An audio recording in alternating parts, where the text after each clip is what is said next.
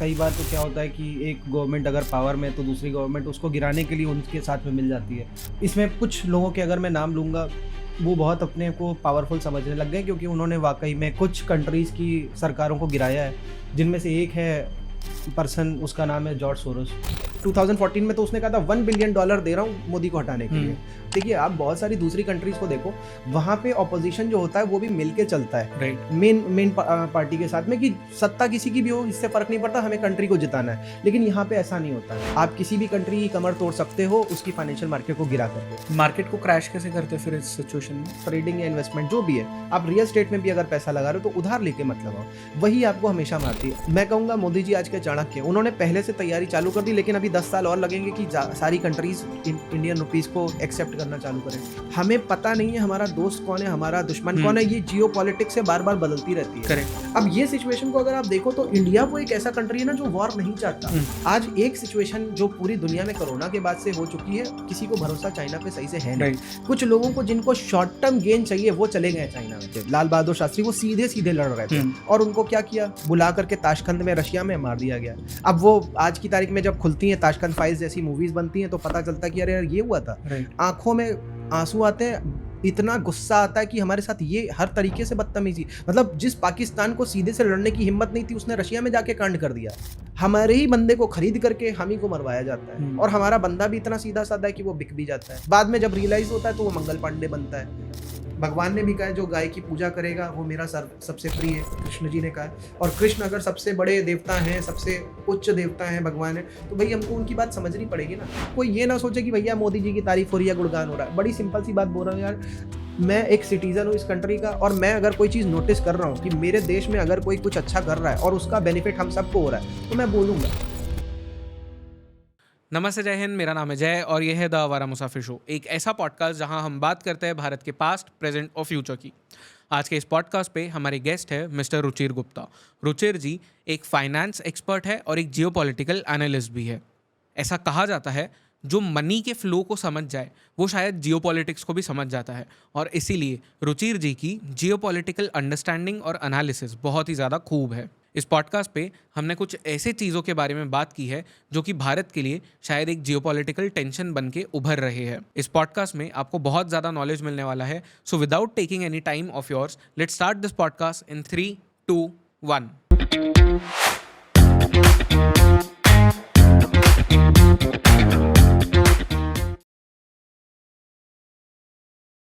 रुचिर जी, आपका स्वागत है शो पे। इस पॉडकास्ट को करने के लिए आई एम वेरी एक्साइटेड क्योंकि कुछ ऐसे चीज़ों के बारे में हम बात करने वाले हैं जहाँ पे हमें पता चलेगा कि इंडियन इकोनॉमी के साथ में क्या हो रहा है और ओवरऑल दुनिया में कौन से ऐसे लोग हैं जो इंडियन इकोनॉमी को गिराना चाहते हैं। तो इन सब चीज़ों को डिस्कस करें, बट उसके पहले वेलकम ऑन द शो। धन्यवाद जयेश, मैं बहुत एक्साइटेड हूँ सारी बातें बताने के लिए क्योंकि मुझे एक ऐसा मंच चाहिए था जहाँ से मैं ये सारी बातें बता पाऊँ और सब लोग सुन पाएँ, एंड वो ये मंच है। धन्यवाद जयेश इस अपॉर्चुनिटी के लिए। परफेक्ट। तो कॉन्वर्जेशन को यहीं से शुरू करते हैं कि ओवरऑल आप एक लोगों को आइडिया दो कि इंडियन इकोनॉमी के साथ हो क्या रहा है। कौन लोग हैं पूरी दुनिया में जो शायद नहीं चाहते कि इंडियन इकोनॉमी जिस स्पीड से ग्रो कर रही है उस स्पीड पे ग्रो हो। देखिए, एक पर्सन नहीं है, कई सारे लोग हैं, पूरा नेक्सस है। हमारी कंट्री के भी बहुत सारे लोग मिले हुए हैं। कई बार तो क्या होता है कि एक गवर्नमेंट अगर पावर में है तो दूसरी गवर्नमेंट उसको गिराने के लिए उनके साथ में मिल जाती है।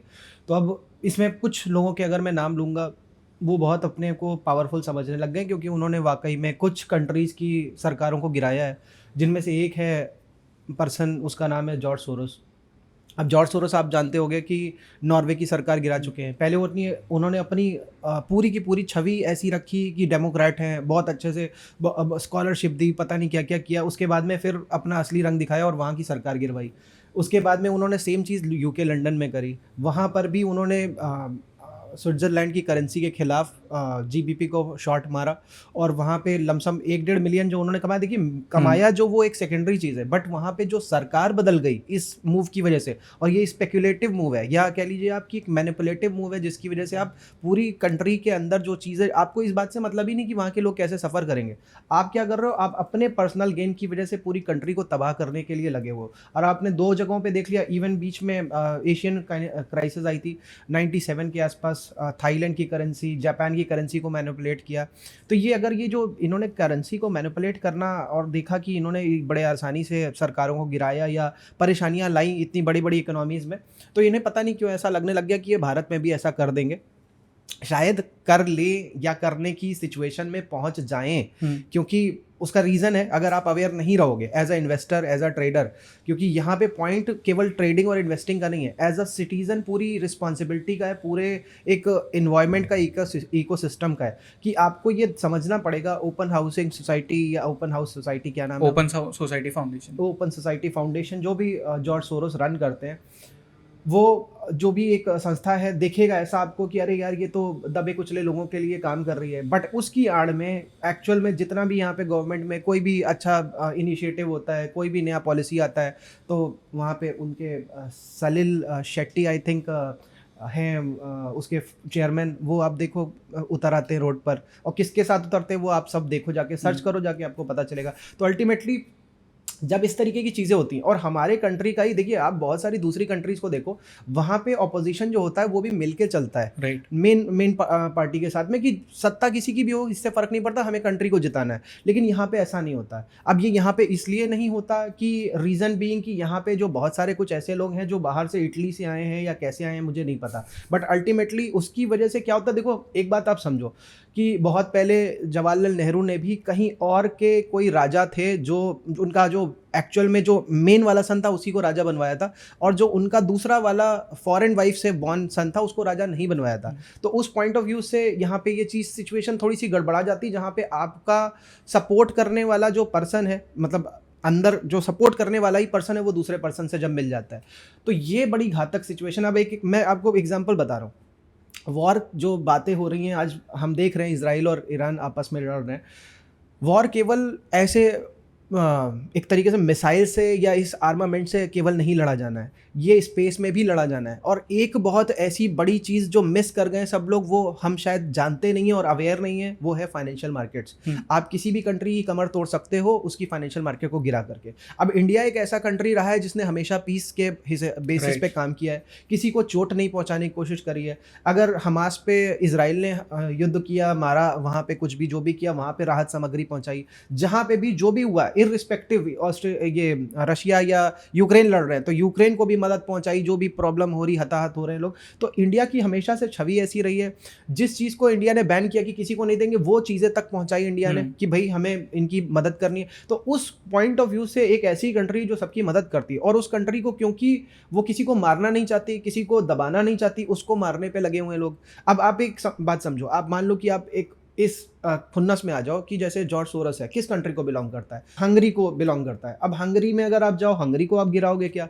हंगरी ने खुद ही उसको बैन किया हुआ है। दूसरी चीज़, अब क्या आप किससे दुश्मनी निकालोगे यार जा करके? इंडिया के तो दुश्मन ऐसे ऐसे निकल के आते हैं। अब सोरस अगर अपने आप को अगर हम देखें कि वो ज्यू हैं लेकिन इसराइल से नफरत करते हैं, तो हम क्या करें यार? हम मतलब एक इस सिचुएशन को अगर आप देखो तो हमें मारने वाला या गिराने वाला उसका एम है एक, और आपकी ऑपोजिशन की पार्टी उसके साथ मिल करके बहुत कुछ गड़बड़ करने की कोशिश कर रही है, जिसका कि देखिए आप किसी भी पॉलिटिकल मत को हो सकता है सपोर्ट वाले हो, मैं किसी का नाम नहीं ले रहा, लेकिन एक बात को आपको समझना पड़ेगा कि वो सिचुएशन हमारे as a trader, as a investor, मैं ट्रेडर को तो किनारे कर दूँ, मैं एज ए इन्वेस्टर की बात करूँ, मैं जॉब की बात कर रहा हूँ। अगर एक कंपनी का स्टॉक गिरेगा तो एम्प्लॉयमेंट क्रिएट होगी या बर्बाद होगी, ये सब जानते हैं आप लोग। नीचे कमेंट करो क्या होगा। अगर स्टॉक नीचे जाएगा, उस कंपनी के पास भले प्रॉफिट हो रहा हो, लेकिन अगर उस कंट्री का मार्केट नीचे जा रहा है, उसका स्टॉक नीचे जा रहा है, दूसरी कंपनी का स्टॉक नीचे जा रहा है, तो अल्टीमेटली रिपेल इफेक्ट से क्या होगा? जॉब्स का प्रॉब्लम आने वाला है। जॉब अगर नहीं होगा, ले ऑफ होगा, तो आप सोचो उसका नुकसान किसको होगा? वो तो आपको 500 का नोट पकड़ा करके कोशिश करेगा कि आपको रैली में ले आए, करेगा। और उसने अनाउंस भी किया था जब मोदी बने थे, पीएम बने थे 2014 में, तो उसने कहा था $1 बिलियन दे रहा हूँ मोदी को हटाने के लिए।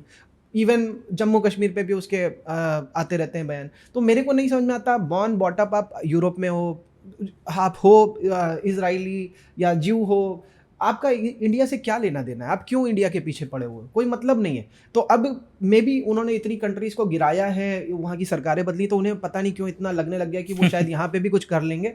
बट यहाँ की अच्छी बात क्या है कि हमारा ट्रेडर और इन्वेस्टर बहुत अवेयर हो रहा है। अब मैं यहाँ पे एक ऐसी बात बोलने वाला हूँ जो शायद किसी ने नोटिस नहीं करी होगी और वो हो रही है। सेबी की चीफ माधवी बुचे, अब उनको किसी तरीके से इनडायरेक्टली खींच लिया अदानी वाले उसमें, कि उन्होंने उसमें उस शेल कंपनी में पैसा लगाया और ऐसा कर दिया, उसमें जाकर के इन्वेस्ट कर दिया, तो अब खींच लो सेबी की चीफ को इसमें। क्यों खींच लो, क्यों उनसे क्या दुश्मनी है उसकी? अब आप आज की तारीख में अगर आप देखोगे तो सेबी की चीफ कितनी अच्छी चीज़ें कर रही हैं कि वो ऑप्शन ट्रेडिंग को कहीं ना कहीं देख रही है ना कि नुकसान हो रहा है लोगों का, तो उस चीज़ को कर्ब कर रही हैं। तो वो जो एक तरीके से देखिए एक्सचेंजेस आपस में एक कंपटीशन कर रहे हैं, क्या कर रहे हैं, बीएसई और एनएसई आपस में ट्रांजैक्शंस को बढ़ाने के चक्कर में, टर्नओवर को बढ़ाने के चक्कर में, कोई ये कॉन्ट्रैक्ट लिया आ रहा है, कोई वो कॉन्ट्रैक्ट लिया आ रहा है, और आपस में किसका ज़्यादा टर्नओवर हो जाए इस चीज़ में पड़े हुए हैं। तो अभी ये जो सिचुएशन हो रही है, इन दोनों के आपस में लड़ाई झगड़े के चक्कर में, या कह लो आपस में जो एक ट्रेड वॉर चल रहा है बीएसई और एनएसई के बीच में, उसमें नुकसान किसका हो रहा है? रिटेल ट्रेडर का। पहले रिटेल ट्रेडर आज से कुछ सालों पहले, 7-8 साल पहले, वीकली एक्सपायरी नहीं हुआ करती थी, निफ्टी बैंक निफ्टी किसी में नहीं हुआ करती थी, आ गई, ठीक है, चलो समझ में आया, चलो सब थर्सडे को हो जाता था, कोई बात नहीं। फिर फिन निफ्टी आ गया, उसकी एक्सपायरी ट्यूसडे या वेडनेसडे को होने लग गई। मैं तो करता नहीं, इसलिए मेरे को पता नहीं है कि वेडनेसडे को होती कि ट्यूसडे को। फिर एक और कॉन्ट्रैक्ट आ गया, फिर बैंक एक्स आ गया, सेंसेक्स का। तो इस तरीके से बार बार सब आपस में कंपटीशन। बीच में आप देखोगे अगर तो एमसीएक्स ने भी 17 में कहीं गोल्ड सिल्वर क्रूड वगैरह के ऑप्शंस लॉन्च किए। तो ये जो सिचुएशन है, ये क्या कर रही है, ये हमारे रिटेल ट्रेडर को ही मार रही है। अब एक चीज़ है, जैसे कि लमसम हमने एक डेटा देखा, ये लमसम 2 लाख करोड़ के आसपास का नुकसान ऑप्शन ट्रेडर ने पिछले 3 साल में किया है। अब ये 2 लाख करोड़ के आसपास का नुकसान जो उन्होंने किया है, 2 लाख करोड़ का तो मोदी जी ने पैकेज अनाउंस किया था कोरोना के टाइम पे। आप सोचो कितनी बड़ी त्रासदी थी, तब ये अनाउंसमेंट हुआ था, और 3 साल में हमारे रिटेल ट्रेडर ने ये नुकसान कर दिया। अगर यही नुकसान ना करता रिटेल ट्रेडर, मतलब एक फिगर है 20,000 करोड़ की लमसम ईएमआई जाती है, मतलब एसआईपी जाती है अपने ट्रेडर्स की, उससे तिगुना नुकसान लमसम ऑप्शन ट्रेडर ने किया है उसी ड्यूरेशन में, उतने महीनों में। तो अब उस कंडीशन को अगर आप देखो, वही अमाउंट अगर इन्वेस्ट कर देते तो क्या आपकी मार्केट को कोई शैटर भी कर पाता, हिला भी पाता? अब मैं वापस आ जाता हूँ इसी बात पे कि जो मार्केट को गिराने की बात है, जो जिसकी वजह से जो वॉर के अलग अलग फ्रंट्स हैं, कहाँ पे कौन कौन सा वॉर लड़ा जाना है। आप सोच रहे होगे कि अरे भैया हमारा सोल्जर लड़ लेगा, सोल्जर नहीं लड़ पाएगा, आपको पता नहीं है। आप खुद एक सोल्जर हो और आपको अभी अवेयर हो जाना है। कैसे अवेयर होना मैं बता रहा हूँ।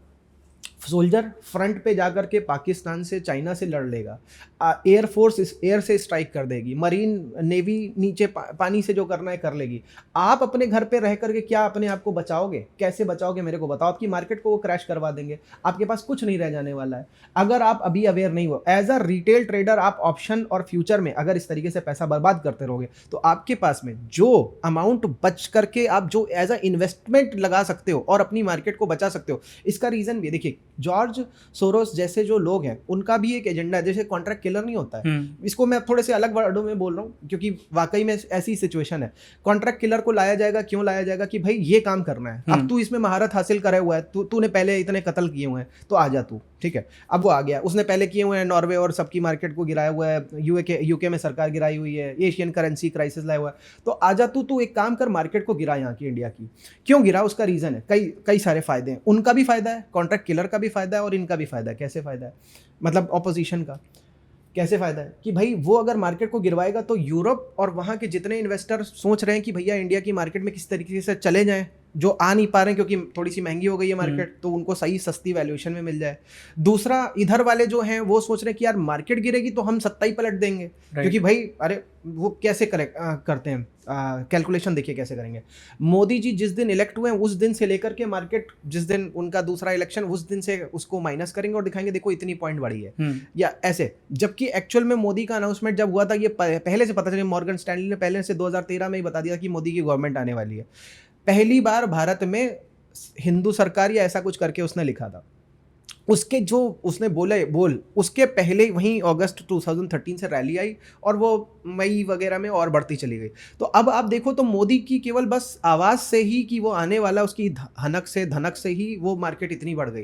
तो अब उसको कैलकुलेशन जो है वो आप देखो कैसे ये करने की कोशिश करेंगे, और ये इन्होंने वाकई में किया। ये भी मैं बता दूं, जैसे मार्केट जब गिरी थी, अगर आप देखो इलेक्शन वाले दिन बहुत बड़ा उलटफेर हुआ है, और ये चीज़ इनको पकड़ में आ गई कि यार ये चीज़ करी जा सकती है। इन्हें ये समझ में आ गया, अच्छा हम इतना बड़ा मैनिपुलेशन करवा पाए। देखिए उसमें गलती कहीं ना कहीं बीजेपी में भी जो चीज़ें हैं जैसी बोली जाती रही हैं, 400+ हम सीट्स लाएंगे, अब लोगों ने एग्जिट पोल ने भी वही बता दिया, तो उसमें लोगों को ऐसा फील आ गया कि अरे भाई ये तो हो जाएगा, और उसमें लोगों ने पैसे लगा, और एक्चुअल में वो पहले से ही भागी रही थी वो मार्केट को क्रैश कैसे करते फिर इस सिचुएशन में? देखिए अब यहाँ पे क्या हुआ, उन्होंने अमित शाह जी ने अपने को कॉन्फिडेंट दिखाने के लिए बोल दिया कि भाई मार्केट शूटअप करेगी, वाकई में शूटअप भी करी, एक हफ्ता पहले लमसम उन्होंने बोला था और वो करी भी, लेकिन उस दिन टॉप बना करके गिरी भी, और भयंकर गिरी। क्यों गिरी? क्योंकि वो जो नंबर काउंट हो रहा था वो दोपहर तक जितना हुआ था, जिस टाइम तक मार्केट ओपन होती उस टाइम पे उनको डाइसी हो रहा था लोगों को कि ये क्या होने वाला है, क्योंकि 400 तो आ नहीं रहा था, और उन्हें ये पहले के एनालिसिस से पता नहीं था कि जितना आ रहा है उससे बन जाएगी सरकार, ये पता नहीं था, तो वो उस टाइम पे जो भी अफवाह थी उसके बेसिस पे बड़ा अच्छा मैनिपुलेशन करवाया गया। इसको थोड़ा और आप एक्सपैंड करिए कि जो लोग शायद ट्रेडिंग नहीं समझते उनके लिए, क्योंकि आपने कहा कि शूटअप हुआ और उसके बाद में गिरा भी, क्योंकि लोगों को दिख रहा था कि 400 सीट्स जो बोली थी वो शायद नहीं पहुंचेगा।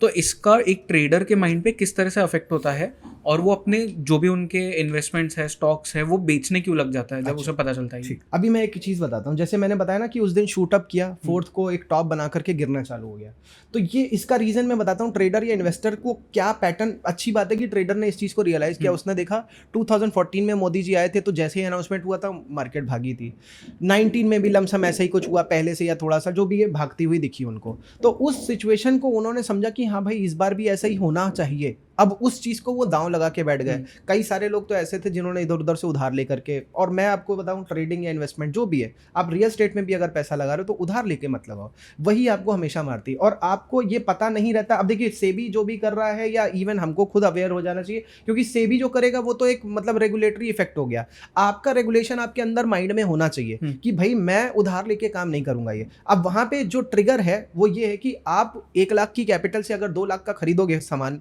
मतलब स्टॉक्स, तो वो अगर मार्केट में क्रैश आए तो आपको डबल का नुकसान होगा, और फिर बहुत सारे ट्रेडर्स जाकर के गलत काम कर लेते हैं, अपने को कुछ चोट पहुंचा लेते हैं इस वजह से कि भाई मार्केट क्रैश हो गई। अब आप इनडायरेक्टली देखो तो ये मास में बहुत बड़ा लोगों को नुकसान पहुंचाने का भी एक हथकंडा है। आप 2000 क्रैश में देखो, हम मुंबई में बैठे हुए, कितने लोगों का नुकसान होता है, ब्लड बात कहा जाता है मार्केट की। तो ये जो ब्लड बात है, ये एक तरीके से, अब इसको मैं और दूसरे तरीके से कनेक्ट करूंगा। देखिए भारत की एक ऐसी सभ्यता रही है जहाँ पे हमेशा सबकी बुरी नज़र रही है।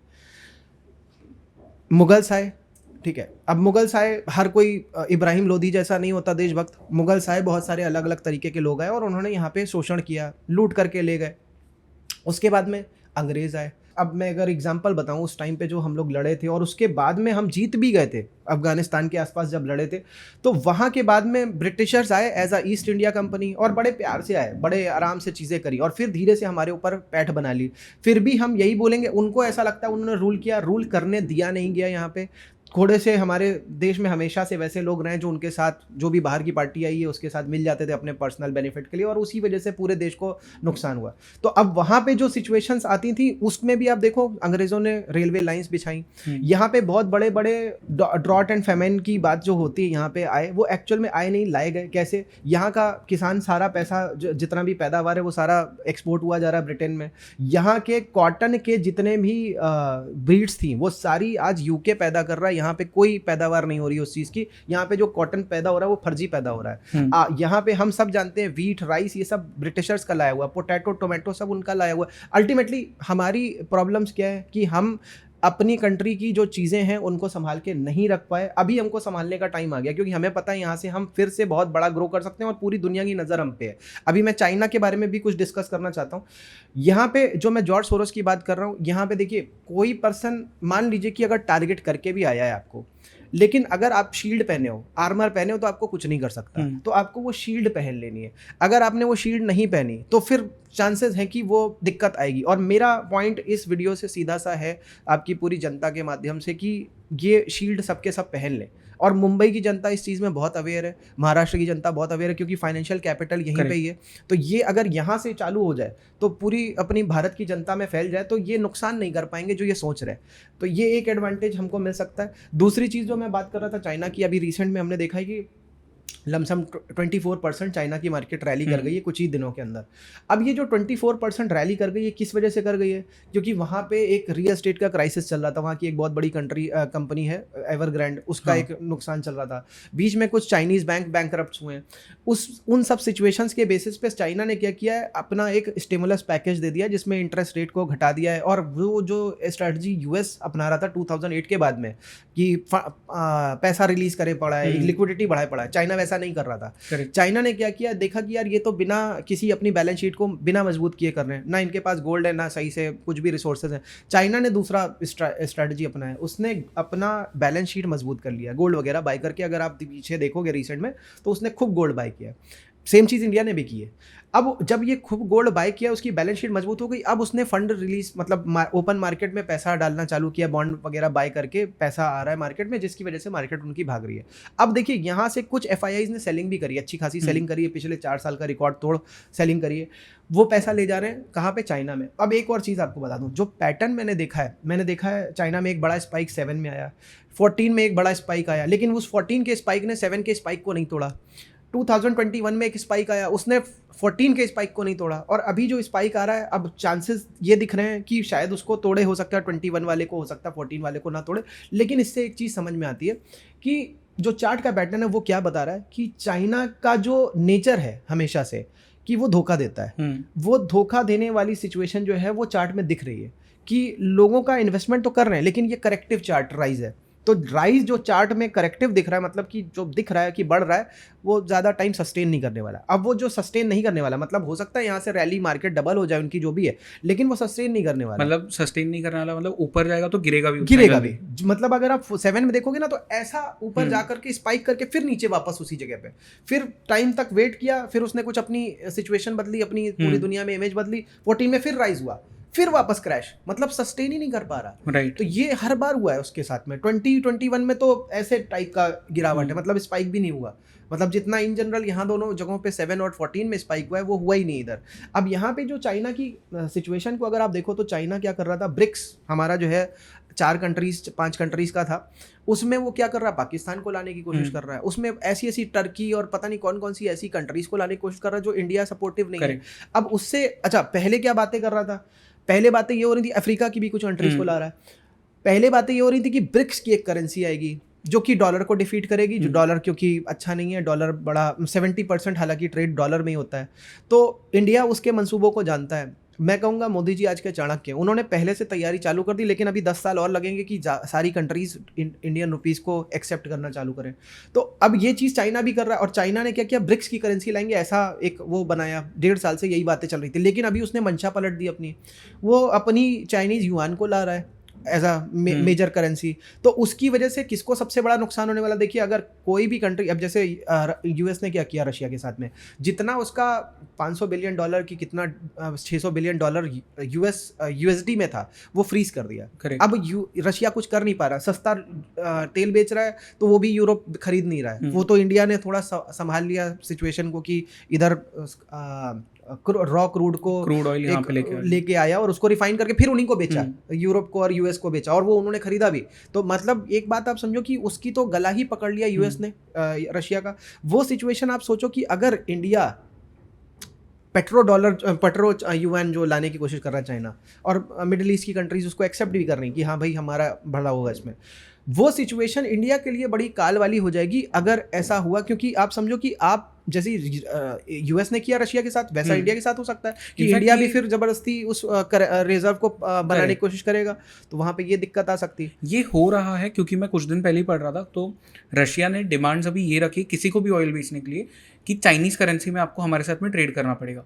इंडिया ऑफ कोर्स रशिया के साथ में चाइनीज़ करेंसी में तो कभी ट्रेड नहीं करेगा, एंड एट द अदर में किया है पर अब तो नहीं कर सकता क्योंकि अब हमारे रिलेशन से इतने खराब हो चुके हैं चाइना के साथ में कि हम अफोर्ड ही नहीं कर सकते। चाइना के साथ खराब होने के बाद में इधर रिसेंट में पिछले 1 साल में एक बार कोई पेमेंट ऐसी हुई है चाइनीज करेंसी में? हाँ। ओके, ये बताना जरा क्या था। ये मेरे को एग्जैक्टली पूरा नहीं केस याद है, बट 1 साल के अंदर का न्यूज़ है। वहाँ पे मैंने देखा था कि कुछ करेंसी के लिए रशिया पहले तो डिस्काउंट में दे रहा था इंडिया को ऑयल, और उसके बाद बाद में फिर क्या हुआ कि डिस्काउंट बंद कर दिया उन्होंने कहा, लगता है इंडिया को मतलब हमारा ही ऑयल मतलब बड़ा सस्ते में दे रहे हैं, हम बड़ा एहसान कर रहे हैं, तो उन्होंने कहा कि अब पेमेंट लेंगे तो उसमें लेंगे। तो इंडिया ने अपनी शर्तें रखी हुई थी, अपने इंडियन INR में दे रहा था, बट बीच में कुछ ऐसी एक किश्त आई जिसमें कि, और वहाँ पे इंडिया को डिप्लोमेटिकली बहुत बड़ी हार का सामना झेलना पड़ेगा, क्योंकि आप चाइना की करेंसी में अगर इंडिया जैसी बड़ी कंट्री कर रही है ट्रेड, तो वहां पे बाकी सब भी सोचेंगे अच्छा लगता है चाइनीज जेन्युइन है। मतलब अगर आप बेईमान इंसान के साथ में उसके साथ में अगर खड़े भी हो गए ना, तो लोगों को क्या लगेगा, अरे यार वो तो चाइना तो बड़ा अच्छा है। तो वो सिचुएशन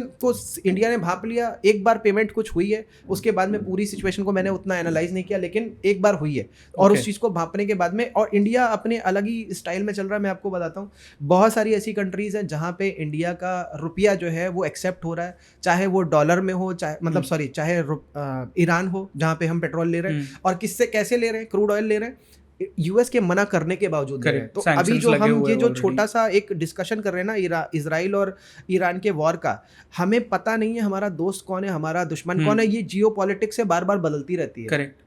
तो अभी जैसे मालदीव में सत्ता परिवर्तन, या श्रीलंका में सत्ता परिवर्तन, या बांग्लादेश में सत्ता परिवर्तन, या पाकिस्तान का भी मैं बताऊंगा कि चाइना अपनी सरकार का PM बनाने में जुटा हुआ है, वो उधर US अपना बनाने में जुटा हुआ है। तो ये जो सिचुएशन बार बार बदल रही है ना, इस सिचुएशन को डील करने के लिए ऐसी डिप्लोमेसी की ज़रूरत है जहाँ पे कि मतलब कोई ना हमारा दोस्त है ना कोई दुश्मन है, और ऐसी सिचुएशन को लेकर के चल रहा है। तो अब चाइना की करेंसी के पॉइंट ऑफ व्यू से इंडिया ने अपने को बहुत, जैसे ईरान है, ईरान इंडियन रुपी में पेमेंट कर लेने के लिए तैयार है। अब हमारे लिए कितना बढ़िया है, लेकिन US नहीं चाहता कि ईरान से आप पैसा, और इजराइल भी हमारा दोस्त है, तो दोस्त है वो, मतलब वो दोस्त कहने के लिए। अभी मैं बताता हूँ ये इनडायरेक्टली कहाँ से हिट कर रहा है। आपको ऐसा लगेगा कि अरे भाई इजराइल हमारा दोस्त है, बट यार आप सोचो कि अगर इजराइल, देखिए वो उनके अपने रीजन हो सकते हैं कि वहाँ पे कोई हिजबुल्ला संगठन है जो उसके ऊपर वॉर कर रहा है या टनल बना रहा था, उन्होंने टाइमली उस पर अटैक कर दिया। लेकिन इंडिया के लिए तो बड़ी प्रॉब्लम वाली सिचुएशन है कि एक जगह से हमें कच्चा क्रूड ऑयल सस्ते में मिल रहा है, और वहाँ पे हमले वगैरह हो गए, और मान लो अगर उसके पेट्रोल के कुओं पे हमला कर दिया तो एक तीर से दो शिकार हो जाएंगे। आपको सबको पता है कि Israel and US are not different, ठीक है। तो अब वहां पे अगर ऐसा हुआ तो जो कोल, जैसे सद्दाम हुसैन वाले टाइम पे हुआ था, तेल के कुओं में आग लगा दी और पता नहीं क्या क्या हुआ, वो सिचुएशन अगर आई तो क्रूड ऑयल बढ़ेगा। और हम सबको पता है कि इंडिया की इकोनॉमी में अभी भी क्रूड ऑयल का बहुत बड़ा दखल है, बहुत ज्यादा। हमारा पेमेंट बैलेंस सब बिगड़ जाने वाला है, एक्सपोर्ट का बिल हमारा बढ़ जाने वाला है। वो सिचुएशन को कहीं ना अराइज कर दें तो ये एक बड़ी प्रॉब्लम, जो अभी मार्केट का क्रैश या जो भी थोड़ी सी सिचुएशन करेक्शन वाली दिख रही है, उसमें इस चीज़ का बहुत बड़ा रोल है, ये जो टेंशन है। दूसरी टेंशन जो चाइना वाली है कि भैया किसी को चाइना ज़्यादा अच्छा लग रहा है, लेकिन उसकी भी बात बता देता हूँ। बीच में एक ऐसा केस आया था शायद 14 में या 7 में, वहाँ पे भी चाइना की मार्केट बढ़ी थी, 30% बढ़ी थी, मगर अपनी इंडिया की भी मार्केट बढ़ी थी, गिरी नहीं थी, 10% बढ़ी थी। बहुत सारे लोगों को चाइना अच्छा लग रहा था उस टाइम पे, किया उन्होंने। आज एक सिचुएशन जो पूरी दुनिया में कोरोना के बाद से हो चुकी है, किसी को भरोसा चाइना पे सही से है नहीं। कुछ लोगों को जिनको शॉर्ट टर्म गेन चाहिए वो चले गए चाइना में, ये बात सही है और जाना चाहिए। FII सारे के सारे एक नहीं है, उनमें अलग अलग तरीके के ग्रुप्स हैं, कोई किसी कंट्री का, कोई किसी कंट्री का, उसके अंदर भी अलग अलग सेगमेंट है। आप देखो हर एक कंट्री के अंदर एक लिबरल गवर्नमेंट है, एक दूसरी वाली डेमोक्रेट गवर्नमेंट है, तो सबका अपना अपना सोचना है। एक ही कंट्री के अंदर देशद्रोही भी है, एक ही कंट्री के अंदर देशभक्त भी है। तो वो सिचुएशन को देखते हुए कि हमें ये नहीं देखना अच्छा ठीक है FII जा रहा, जाने दो, हमारा इंस्टीट्यूशनल इन्वेस्टमेंट, हमारा रिटेल ट्रेडर अब खुद से मजबूत हो जाए, पैसा अपना बचा करके रखे। ये सिचुएशन में फिर से एक बार कनेक्ट करूंगा, लाल बहादुर शास्त्री जी ने क्या किया था जब पाकिस्तान से लड़ाई झगड़ा चल रहा था, तो US ने इंडिया को कुछ कॉर्न या वीट देने से मना कर दिया था। उन्होंने कहा कोई बात नहीं, परेशान मत हो। उन्होंने कहा पार्कों में अपने घर के, आपका जो भी पार्क है वहाँ पे उगाओ गेहूँ, हम एक टाइम कम खाएंगे, और वो सिचुएशन से कंट्रोल कर लिया। वहीं से शायद वो स्लोगन भी आया था ना, जय जवान जय किसान। जवान हमारा वहाँ लड़ रहा है, किसान हमारा यहाँ लड़ रहा है। पेट को तो बचाना ही है, पेट को तो पालना ही है, और भूखे पेट भजन होगा नहीं। आर्मी को तो सबसे ज्यादा जरूरत होगी अगर लड़ाई है तो। अब यहाँ पे एक सिचुएशन जो हमें एज अ सिटीजन समझनी है भारत के, कि आप गवर्नमेंट चाहे कोई भी है, आप इस देश के तो सिटीजन ही हो, ठीक है। अब हमारा ही कोई भाई वहाँ पे लड़ रहा है, हमारे ही घर का बंदा गया हुआ है, हमारा या तो पड़ोसी गया हुआ है, कोई ना कोई हमारा ही है। अब वो हमारे देश के अंदर नहीं आने देना चाहता किसी को, लेकिन आप ये भी तो समझो कि फाइनेंशियल मार्केट में कोई ऐसा पर्सन बैठ करके आने की कोशिश कर रहा है जो इस यहाँ से क्रैक मारने की कोशिश कर रहा है। तो वो सिचुएशन को डील करने के लिए तो इंटरनल हम लोगों को मजबूत होना है, कि सोचना है कि हाँ भाई ऐसी सिचुएशन है। मैं तो बहुत सारी चीज़ें मैं यूट्यूब पे लाइव बहुत सारी चीज़ें सिखाता रहता हूँ, बताता रहता हूँ, ताकि नुकसान को किसी तरीके से बचाएं, क्योंकि बहुत बड़ा बड़ा नुकसान लोगों का होता है। वहाँ पे भी ये बात हम लोग पकड़ रहे हैं कि भाई मतलब लोग के बीच में, जैसे मैंने आपको बताया 14 में राइज है चाइना में, 7 में राइज है, डिफरेंस 7 ईयर्स का लमसम है। ऐसे ही 2001 के आसपास राइज है, तो 7 ईयर्स का है। तो Right. वो 7 ईयर्स के डिफरेंस को अगर हम देख रहे हैं तो ऐसे हमें पैटर्न्स बहुत सारे बॉटम के भी मिलते हैं, वहाँ पे हम बाय कर सकते हैं बहुत सारी। मतलब वो फिर आप लोगों को मैं बोलूँगा कि आप लोग बड़े टाइम के पैटर्न्स को देखना चालू करो उससे, क्योंकि मैं इस जगह पे वो चीज़ें डिस्कस नहीं करना चाहता, वो अपने आप में इन्वेस्टमेंट से रिलेटेड और ट्रेडिंग से रिलेटेड है। मैं यहाँ पे कुछ दूसरी चीज़ डिस्कस करना चाहता हूँ जो आपके फोकस में पूरी तरीके से अभी की अभी आ जाए, क्योंकि बाद में कहीं देर ना हो जाए। अब यहाँ पे जो चाइना की मैं बात कर रहा हूँ, देखिए इंडिया ने एक बहुत बड़ी मतलब चाणक्य नीति मैं कहूँगा इंडिया कर रहा है कि मोदी जी कर रहे हैं कि कौन कर रहा है मुझे नहीं पता, लेकिन ऐसी सिचुएशन में चाइना को फंसाया जा रहा है जो शायद कोई और गवर्नमेंट होती तो नहीं कर पाती। क्या है वो बताता हूँ। रशिया को यूएस ने तोड़ा था बहुत पहले, यूएसएसआर को जब तोड़ा था क्या किया था, उसके आसपास के नेबरिंग कंट्रीज को हथियार देने चालू कर दिए थे और उन्हीं से ही वो उलझ के रह गया और टूट टाट गया। यही चीज़ इंडिया ने क्या किया, वियतनाम, फिलीपींस, इनको ब्रह्मोस मिसाइल देनी चालू करी। अभी ब्रह्मोस देखा यार, ये तो 40 करोड़ की होती है एक, तो उसका एक सब वेरिएंट निकाल दिया जो सस्ते में एक्स नाम है शायद उसका मिसाइल का, एक्स वर्जन एक्स या कुछ है, और वो सस्ती मिल रही है, वो उससे आधी कीमत में। तो क्योंकि अब 10 मिसाइलें भी अगर आप किसी के ऊपर फायर कर रहे हो तो 400 करोड़ हो गए उस पॉइंट ऑफ व्यू से, तो वो 20 करोड़ की वेरिएंट बनाई जा रही है और वो सस्ती है और उतनी ही घातक है, और वो इनको दी जा रही है जो आसपास के नेबरिंग कंट्रीज हैं या ताइवान से लड़ाई झगड़ा चल रहा है चाइना का, तो वहाँ से इंडिया क्या कर रहा है, एक तरीके से चाइना को घेर रहा है। अब जब घेर रहा है तो वहाँ से क्या होने वाला है कि अभी इंडिया से अगर वो पंगा लेगा, हो सकता है यहाँ पे जो फ्रंट है हमारे लिए बहुत बड़ा है, लेकिन उधर से वहाँ पे वो भी अभी टर्की का हमारा नहीं 36 का आंकड़ा है, अगर इंडिया का आप देखो हमेशा उल्टा बोलता है वो, आर्मेनिया को देना चालू कर दिया इंडिया ने, तो उधर से उसको भी घेरा हुआ है। तो ये इतनी बढ़िया डिप्लोमेसी, अब देखिए केवल ये यहीं पर ही नहीं रुक जाती, इवन अभी कोई कंट्री थी जहाँ पे इंडिया ने लमसम 107 मिलिट्री टैंक्स या कुछ मिलिट्री व्हीकल्स दिए हैं, कोई कॉन्ट्रैक्ट मिला है, वो इतना बड़ा इंडिया की हिस्ट्री में सबसे बड़ा कॉन्ट्रैक्ट है, जो अब देखिए वो मोरक्को को शायद दिया है। अब क्यों दिया है, कैसे दिया है, इससे देखिए फायदा क्या होने वाला है। मोरक्को अब डिपेंडेंट हो जाएगा इंडिया के ऊपर मेंटेनेंस के लिए या कोई ऑटो पार्ट्स या हर चीज़ के लिए इंडिया पे डिपेंडेंट, तो अब वो इंडिया से पंगा ले नहीं सकता। तो मतलब एक तरीके से आपने हर वो पर्सन अपने साथ बांधना चालू कर दिया जो आपके शत्रुओं को घेर सकता है। इंडिया का इवन मैंने देखा जब मोदी जी नए नए आए थे तब मंगोलिया का दौरा किया, पहली बार बोला जा रहा था पता नहीं कितने सालों में हुआ है, तो वो अब मंगोलिया किधर है, इधर से चाइना हमसे अगर लड़ेगा तो उधर मंगोलिया से कुछ करा जा सकता है। अब मगर मंगोलिया का इतना बड़ा वैसा रोल नहीं, तो ये सिचुएशंस जितनी जियो पॉलिटिक्स की है कि कोई दुश्मन नहीं कोई दोस्त नहीं है, सिचुएशन में ऐसा, अब वही मैं कह रहा हूँ मोदी जी चाणक्य ऐसी दिमाग की सिचुएशन लगा के रखी कि इसको भी बचा के रखना है, उसको भी फंसा के रखना है, सब कुछ करे पड़े। और इस चीज़ को जब ऑब्जर्व करते हैं तो लगता है कि हाँ यार, मतलब वाकई में एक अच्छा प्राइम मिनिस्टर मिला है जो कुछ ऐसा कर रहा है। या तो हमें एक ऐसा सीधा साधा प्राइम मिनिस्टर जैसा मिला होता, देखिए सीधे साधे वो भी नहीं थे, लाल बहादुर शास्त्री वो सीधे सीधे लड़ रहे थे, और उनको क्या किया, बुला करके ताशकंद में रशिया में मार दिया गया। अब वो आज की तारीख में जब खुलती हैं ताशकंद फाइल्स जैसी मूवीज बनती हैं तो पता चलता है कि अरे यार ये हुआ था। आंखों में आंसू आते हैं, इतना गुस्सा आता है कि हमारे साथ ये हर तरीके से बदतमीजी, मतलब जिस पाकिस्तान को सीधे से लड़ने की हिम्मत नहीं थी उसने रशिया में जाके कांड कर दिया। तो ये जो सिस्टम सिचुएशंस है, अब देखिए हमारा पीएम इस वक्त जैसा है उससे अच्छा हो नहीं सकता, इतना टेढ़ा आदमी और इतना सीधा आदमी। मतलब आप सोचिए जैसे लाल बहादुर शास्त्री थे, जैसे रहते थे सिंपल तरीके से रहते थे, कोई उल्टे पुल्टे खर्चे नहीं। आज वही हमारे यहाँ पे मोदी जी भी हैं, कोई अपना पर्सनल कोई खर्चा ही नहीं है, कुछ है ही नहीं। वो यही बोलते हैं हमें हटाओगे हम झोला लेकर के आए थे, झोला लेके चले जाएंगे। तो ये जो सिचुएशन, अब देखिए कोई ये ना सोचे कि भैया मोदी जी की तारीफ हो रही है, गुणगान हो रहा है। बड़ी सिंपल सी बात बोल रहा हूँ यार, मैं एक सिटीजन हूँ इस कंट्री का, और मैं अगर कोई चीज़ नोटिस कर रहा हूँ कि मेरे देश में अगर कोई कुछ अच्छा कर रहा है और उसका बेनिफिट हम सबको हो रहा है तो मैं बोलूँगा। और ये मैं इसलिए भी बोलूँगा क्योंकि ये सब देखो, मान लो कि मैं मोदी जी का बुरा बोलने लग जाऊँ, लेकिन मेरा जो फाइनेंशियल मार्केट है मेरे कंट्री का, उसको मेरे को बचाना भी है कि भाई मेरे इन्वेस्टर्स जितने भी कंट्री के हों उनको अवेयर होना बहुत ज़रूरी है। और वहाँ पे जो हमारे देश के हित की बात करेगा हमको उसी को पकड़ना है। अगर मोदी जी हमारे देश के लिए अच्छे हैं, अब एक एग्जांपल और बताता हूँ, श्रीलंका में चाइना बे एक जगह है, वहाँ पे मोदी जी ने क्या किया है, वहाँ पे चाइना बे वाला एरिया जो है कब्जे में ले लिया है। अब वो चाइना बे में चाइना पहले क्या करने जा रहा था, पेट्रोलियम की रिफाइनरी लगाने जा रहा था, और जिसमें कि $4 बिलियन का लमसम खर्चा आ रहा था। अब जैसे ही मोदी जी को ये बे मिल गया है, चाइना बे, यहाँ पे एक्चुअल में बड़ी बड़ी शिप्स की ऑयल की रिफिलिंग होती है, ज़्यादातर शिप्स वहीं पे रुकती हैं। तो और वहाँ पे एक अपने इंडिया में चेन्नई, इधर विशाखापट्टनम या आंध्रा की तरफ से एक पाइपलाइन पड़ेगी, जिससे कि हमारा ऑलरेडी वहाँ पे रिफाइनरी है तो सस्ते में ऑयल आ जाएगा। सस्ते में ऑयल आने से अब हम सस्ते में दे पाएंगे। चाइना अगर वहाँ पे नई रिफाइनरी जो बना रहा है उसका खर्चा जो $4 बिलियन का है, वो खुद ही अपने आप में महंगा पड़ा जा रहा है, राइट। तो वो वहाँ पे नहीं बनाएगा। तो उससे एक बहुत स्ट्रैटेजिक एडवांटेज इंडिया को मिल गया। एक मॉरिशस के पास में आइलैंड्स हैं, कुछ नाम मेरे को नहीं याद आ रहा, वहाँ पे भी इंडिया ने बहुत बड़ा गेम करा है। क्या करा है कि वहाँ पे यूके का लीज पे था, यूके ने वहाँ से कब्जा नहीं छोड़ा था, सब जगह पे आज़ादी हाँ, वगैरह हो अभी गई, वो अभी भी निकला था। है। और इन्होंने क्या किया कि, और वहाँ पे यूएस का बेस था, अभी इंडिया ने क्या कर दिया है कि वो उसको उससे लीज से हटवा लिया है, अभी है यूएस का बेस लेकिन इंडिया के कब्जे में वापस आ गया है। तो अभी आपने देखा होगा अपना कौन सा था, मालदीव्स, वहाँ पे गवर्नमेंट बदली, कुछ उल्टा पुल्टा वो लोग बोले, मोदी जी ने बस लक्षद्वीप की बड़ाई करी और वहाँ पे सब कुछ, सारा टूरिज्म लक्षद्वीप की तरफ चला गया। तो वो पावर, अब देखिए कि उसका फायदा किसको हुआ, हमारे कंट्री के अंदर ही हमारा ही पैसा रोटेट किया, कहीं और बाहर नहीं गया। उसका एडवांटेज किसको मिलेगा? डायरेक्टली इनडायरेक्टली हमारे सिटीजन को मिलेगा। देखो स्टॉक मार्केट जो बढ़ेगी वो बढ़ेगी, वो एक अलग बात है, हमारे घर के अंदर जो पैसा आएगा और हमारा ही पैसा अंदर ही रोटेट करेगा, वो सबसे बढ़िया है ना भाई। एक एग्जांपल समझिए, आपके घर में 4 लोग अगर हैं और 2 के पास में एम्प्लॉयमेंट नहीं है, और वो अगर ये कैपेबिलिटी रखते हैं कि आपके घर में ही किसी चीज का योगदान दे दे, तो वो बाहर क्यों काम करें, यहीं पे कर लें।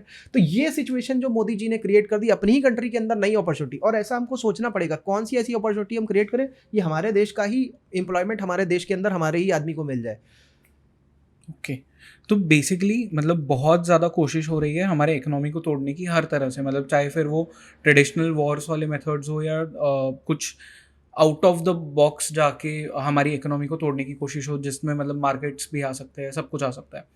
एंड जॉर्ज सोरोस का अगर ओपन सोसाइटी फाउंडेशन कोई अगर चेक करे, उनके जितने इन्वेस्टमेंट्स हैं इंडिया में, कुछ एनजीओज है, कुछ न्यूज़ चैनल्स है, तो क्लियरली दिख जाएगा कि कौन से न्यूज़ चैनल्स, कौन से एनजीओज ऐसी हरकतें करते हैं जो आई वुडेंट इवन से बीजेपी के अगेंस्ट जाती है, इंडिया के ही अगेंस्ट जाती है। तो बहुत क्लियरली वो एविडेंस मिल जाता है कि वो सोरोस और ओपन सोसाइटी फाउंडेशन क्या कर रहा है।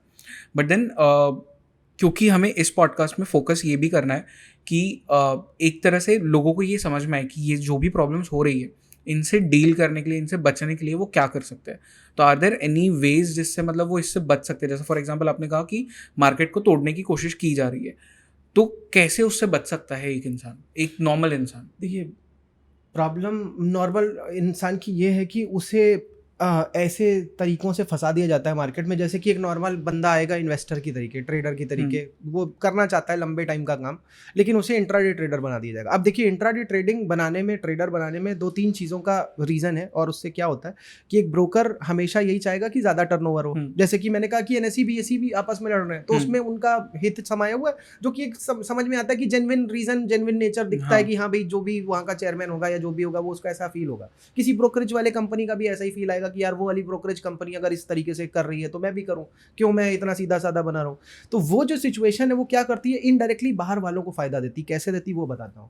आप क्या करते हो, एक नॉर्मल ट्रेडर इन्वेस्टर को बना देते हो इंट्राडे ट्रेडर। जैसे ही बनाते हो स्कैल्पर और उसको इंट्राडे ट्रेडर बनाते हो, उसका जो एक इन्वेस्टमेंट वाला दिमाग हो सकता था, या वो किसी, देखिए एक बंदा जब जॉब कर रहा होता है, वो एक तरीके से अपना टाइम दे रहा है किसी को, और वो कंपनी गेन कर रही है। आज उसके पास एक अपॉर्चुनिटी है उस कंपनी में एक ओनरशिप लेने की, शेयर होल्डिंग लेने की, उसको आप लेने नहीं दे रहे हो, आप उसको इंट्राडे ट्रेडर बना दे रहे हो। इंट्राडे ट्रेडर कभी भी कंपनी का ओनर नहीं हो सकता, होगा ही नहीं, क्योंकि उसी वक्त उसने खरीदा और उसी वक्त बाहर।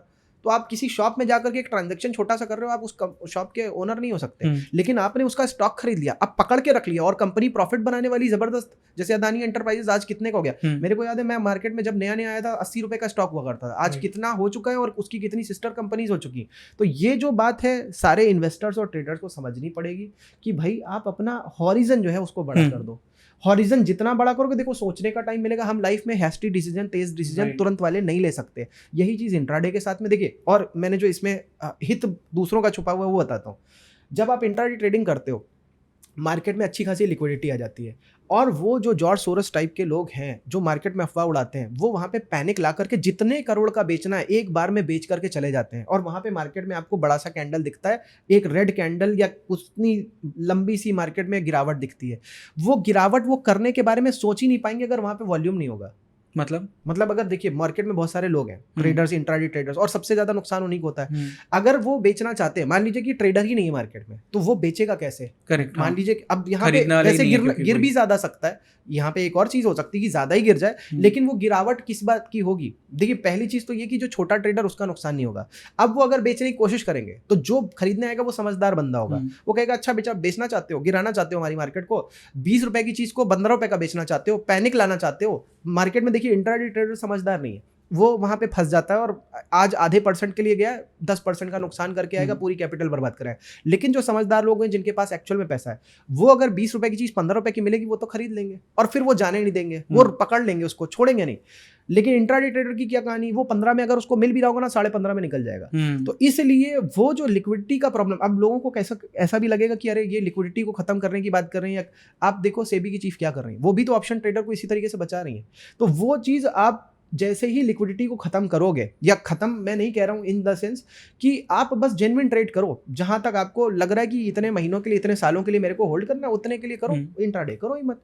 तो उससे देखिए एक नुकसान होगा, हमारी ब्रोकिंग की कंपनीज को नुकसान होगा, लेकिन लॉन्ग टर्म में जितने भी ट्रेडर्स हैं, अब वो ट्रेडर केवल ट्रेडर नहीं है, वो जॉब गोइंग पर्सन है, वो बिजनेस गोइंग पर्सन है, पूरा एनर्जी वो मार्केट में अगर लगा रहा है, आप समझिए जीडीपी कितनी बढ़ सकती है अगर वो एनर्जी उधर ना लगा करके इधर लगाए। एक तो नुकसान कर रहा है, पहला तो जॉब का पैसा सारा जा रहा है या बिजनेस का पैसा जा रहा है, उधर वो एनर्जी अगर इधर लगा दे, कंट्री की ग्रोथ में लगा दे, अपनी जॉब इंक्रीमेंट में लगा दे, बेटरमेंट में लगा दे, अपने करियर को बेटर करने में लगा दे, बिजनेस को बेटर करने में, तो वहां से जीडीपी बढ़ जाएगा। ये बात भी नहीं सोचता कोई। राइट, फैमिली जो सफर कर रही है ट्रेडिंग के थ्रू, और जो भाई देखो एक एग्जांपल समझिए, एक पर्सन है कोल्ड ब्लडेड है बिल्कुल, जैसे जॉर्ज सोरोस, उसे इस बात से फर्क ही नहीं पड़ता यार कि मेरे इस मूव से कितने लोगों की जान जाएगी। वो इस बात पे बस बिलीव करता है कि भैया मैं जो चाहता हूँ वो हो जाए। ईगोइस्टिक पर्सन है, और एक कहा जाता है हिपोक्रेट। मैं बताता हूँ क्यों हिपोक्रेट मैंने बोला। इसी सिचुएशन में कुछ सालों पहले था, ये फंड कुछ मैनेज करता था, इसके पास में इवन मैं बता दूं रॉथस्चाइल्ड्स का भी इन्वेस्टमेंट था, ठीक है, और जो भी जितने भी लोगों से फंड वगैरह लिया था, और ये इधर उधर पला बढ़ा है अलग अलग तरीके से जगहों से, तो इसको अच्छा खासा पता था कि कहाँ पे इन्वेस्ट करना है, और उससे इसने फंड भी ग्रो किया। वहाँ पे जैसे ही यूएस की अथॉरिटी, जैसे यहाँ पे सेबी है, वैसे ही वहाँ पे एसईसी है, एसईसी ने कहा डिस्क्लोजर दो कि कहाँ कहाँ से पैसा लगा रहे हो, कैसे कैसे यूज़ कर रहे हो। तो वहाँ पे अगला पलट गया, कहता है कि भाई मैं सबका पैसा वापस करे दे रहा हूँ, मैं अपना ही फंड केवल अब मैनेज करूंगा, मैं किसी और का पैसा ही नहीं मैनेज करूँगा। बताया नहीं, जैसे ही वो नया रूल आया बताया नहीं, और यहाँ पे सेबी से कह रहा है कि देखो तुमने क्या कर दिया, कि कैसे क्या कर दिया। और इवन यहाँ पे जो शॉर्ट पोजीशंस क्रिएट करी गई हैं अदानी पे, या जो भी सिचुएशन, उसमें कोटक बैंक को ले लिया। तो अब यहाँ पे कितने किस किस तरीके से, मतलब इन्हें पहले से पता था कि अगर हम ऐसा कुछ करेंगे तो नुकसान भारत को ही होने वाला। कैसे होने वाला है कि अगर होगा तो अदानी को होगा, या फिर अगर सेबी कुछ कहेगा तो कोटक को कहेगा, तो अल्टीमेटली नुकसान में मारा तो इन्हीं का बंदा जाएगा। तो किस तरीके से आप देखिए पॉलिटिकली कितना दिमाग लगा करके, कॉन्स्पिरेसी करके सिचुएशंस को लाया गया है। अब हम अगर देखिए, हमारे देश का ही एक बंदा है अदानी, वो उसके पास में गट्स हैं, उसके पास में लोन लेने की कैपेबिलिटी, वो लेता जा रहा है, नई नई कंपनी खरीदता जा रहा है, एक्सपैंड करता चला जा रहा है। जिस मोड में उसने एक्सपैंड किया, जिस मोड में उसने चीज़ों को बदला है, उस मोड में मेरे को नहीं लगता किसी ने, मतलब इवन अंबानी जी ने नहीं बदला होगा वो चीज़ अगर वो करने। और मैं हमेशा ये एक चीज़ कहता हूँ कि डेट इक्विटी रेशियो एक कंपनी में होता है, डेट इक्विटी रेशियो अगर हाई है तो कंपनी में इन्वेस्ट करने वाला नहीं होता है। लेकिन अदानी में आज हाई नहीं है, बहुत पहले से हाई है। तो अगर इतने पहले से हाई और वो लगातार उसको बढ़ाता चला जा रहा है किसी तरीके से, तो भाई उसकी तो तारीफ करनी पड़ेगी। अब अगर उसका कनेक्शन किसी पॉलिटिकल पार्टी से या किसी कुछ उसको सपोर्ट किया जा रहा है, हमेशा से बीजेपी तो थी नहीं। मैं बात कर रहा हूँ, मैंने तो स्टॉक मार्केट, अगर मैं न्यूज़पेपर देखता था 2006 की बात कर रहा हूँ, वहाँ से भी अदानी बढ़ता चला जा रहा है, तो वहाँ पे कौन उनको सपोर्ट कर रहा था? तो वो अल्टीमेटली फिर अब इन सब चीज़ों में अगर घुसे, तो हमें ऐसा एक बंदा अगर मिल जाए बिजनेस को बढ़ाने वाला, तो यार उससे बढ़िया तो कोई हो नहीं सकता। जब इस तरीके के फोर्सेस हमें मारने के लिए आ रहे हैं, हमारी मार्केट को गिराने के लिए आ रहे हैं, तो ऐसे फोर्सेस भी होने चाहिए जो हमारी मार्केट को बढ़ा सकें, हमारी वेल्थ को बढ़ा सकें। आज हम बार बार बातें करते हैं, ये हर्षद मेहता होता तो ये हो जाता, वो स्टेक सीमेंट की कंपनीज में लग गया था, वो कंट्री को अपने तरीके से शायद चला पाता, बहुत सारी चीज़ें कर पाता, तो उसको इन्होंने इस तरीके से ख़त्म कर दिया बहुत सारी चीज़ें। तो भाई मैं तो कहूँगा कि भाई अदानी जी एक तरीके से वही पर्सन आ गए जो उस तरीके से हमारी कंट्री को बढ़ाने की क्षमता रखते हैं, और वाकई में क्या दिमाग है। आज मैं जाता हूँ एयरपोर्ट में तो एयरपोर्ट मैनेज हो रहा है, बंदरगाह देखता हूँ, शिप की देखता हूँ, पोर्ट्स, तो उनके पास इतने सारे हैं। सीमेंट इंडस्ट्री में तहलका मचा के रखा हुआ, तो हर चीज़ को अगर वो बेटर कर रहे हैं, मे भी मोनोपोलिस्टिक थोड़ा दिख रहा होगा, या थोड़ा क्या अच्छा खासा दिख रहा होगा, जो भी दिख रहा है, मगर यार आप ये भी तो देखो कि कौन है यहाँ पे फिर और मैनेज करने वाला, जिसके पास इतनी कैपेबिलिटी है जो ये चीज़ कर ले। मतलब मैं तो देख रहा हूँ रिलायंस तो अपना 2-3 जगहों पे है बस, उसके बाद में एक्सपैंड ही नहीं कर रहा है। यहाँ पे हमें तो ऐसे कॉर्पोरेट्स की ज़रूरत है और जो हमारी मार्केट को ऊपर ले जा सकें और उनको दबा करके इस तरीके से ख़त्म करके जॉर्ज सोरोस जैसे लोग। अब मैं एक एग्ज़ाम्पल बताता हूँ, जॉर्ज सोरोस ने सबसे पहले क्या किया था, अपनी एक छवि डेमोक्रेट वाली बनाई और थे कम्युनिस्ट। अब देखिए कम्युनिस्ट मॉडल क्या कहता है, मैं आपको एग्ज़ाम्पल, इवन मैं कानपुर से हूँ तो वहाँ का भी एग्ज़ाम्पल दूँगा। होता क्या है, कम्युनिस्ट मॉडल क्या कहता है, वो अंबानी है, वो तो सबका पैसा खा के बैठा है। 20 लाख करोड़ की कंपनी है रिलायंस, मतलब पूरी जनता का पैसा चूस लिया है तभी बनी होगी, ऐसे करके वो भड़काएगा पहले। जब वो भड़काएगा तो जनता भी कहेगी हाँ यार, खून पसीना तो हम बहाते हैं उसकी फैक्ट्री में, हम काम करते हैं और हमें तो कुछ नहीं मिलता, हमें तो कम मिलता है, हमें तो केवल सैलरी मिलती है। तो वो कम्युनिस्ट रहेगा, बताओ तो अगर सब साथ दो तो हम इसको ख़त्म करें और सब फिर जो होगा वो सब आपस में बाँटेंगे।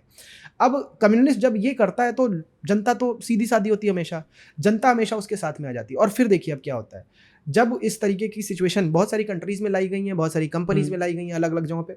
जब ऐसा होता है तो वो कोलैप्स कर दिया जाता है सिस्टम पूरा, जो एक्चुअल में कंट्री की प्रगति कर रहा होता है। और फिर वो पैसा जो होता है वो लोगों में बँटता नहीं है, उसमें एक ट्रस्ट बन जाता है, उसमें एक कम्युनिटी बन जाती है। वो कमेटी जो होती है वो पैसे को मैनेज करेगी। और देखिए करेक्ट। वो बिज़नेसमैन नहीं होते हैं, उन्हें तो बस भड़काना आता है।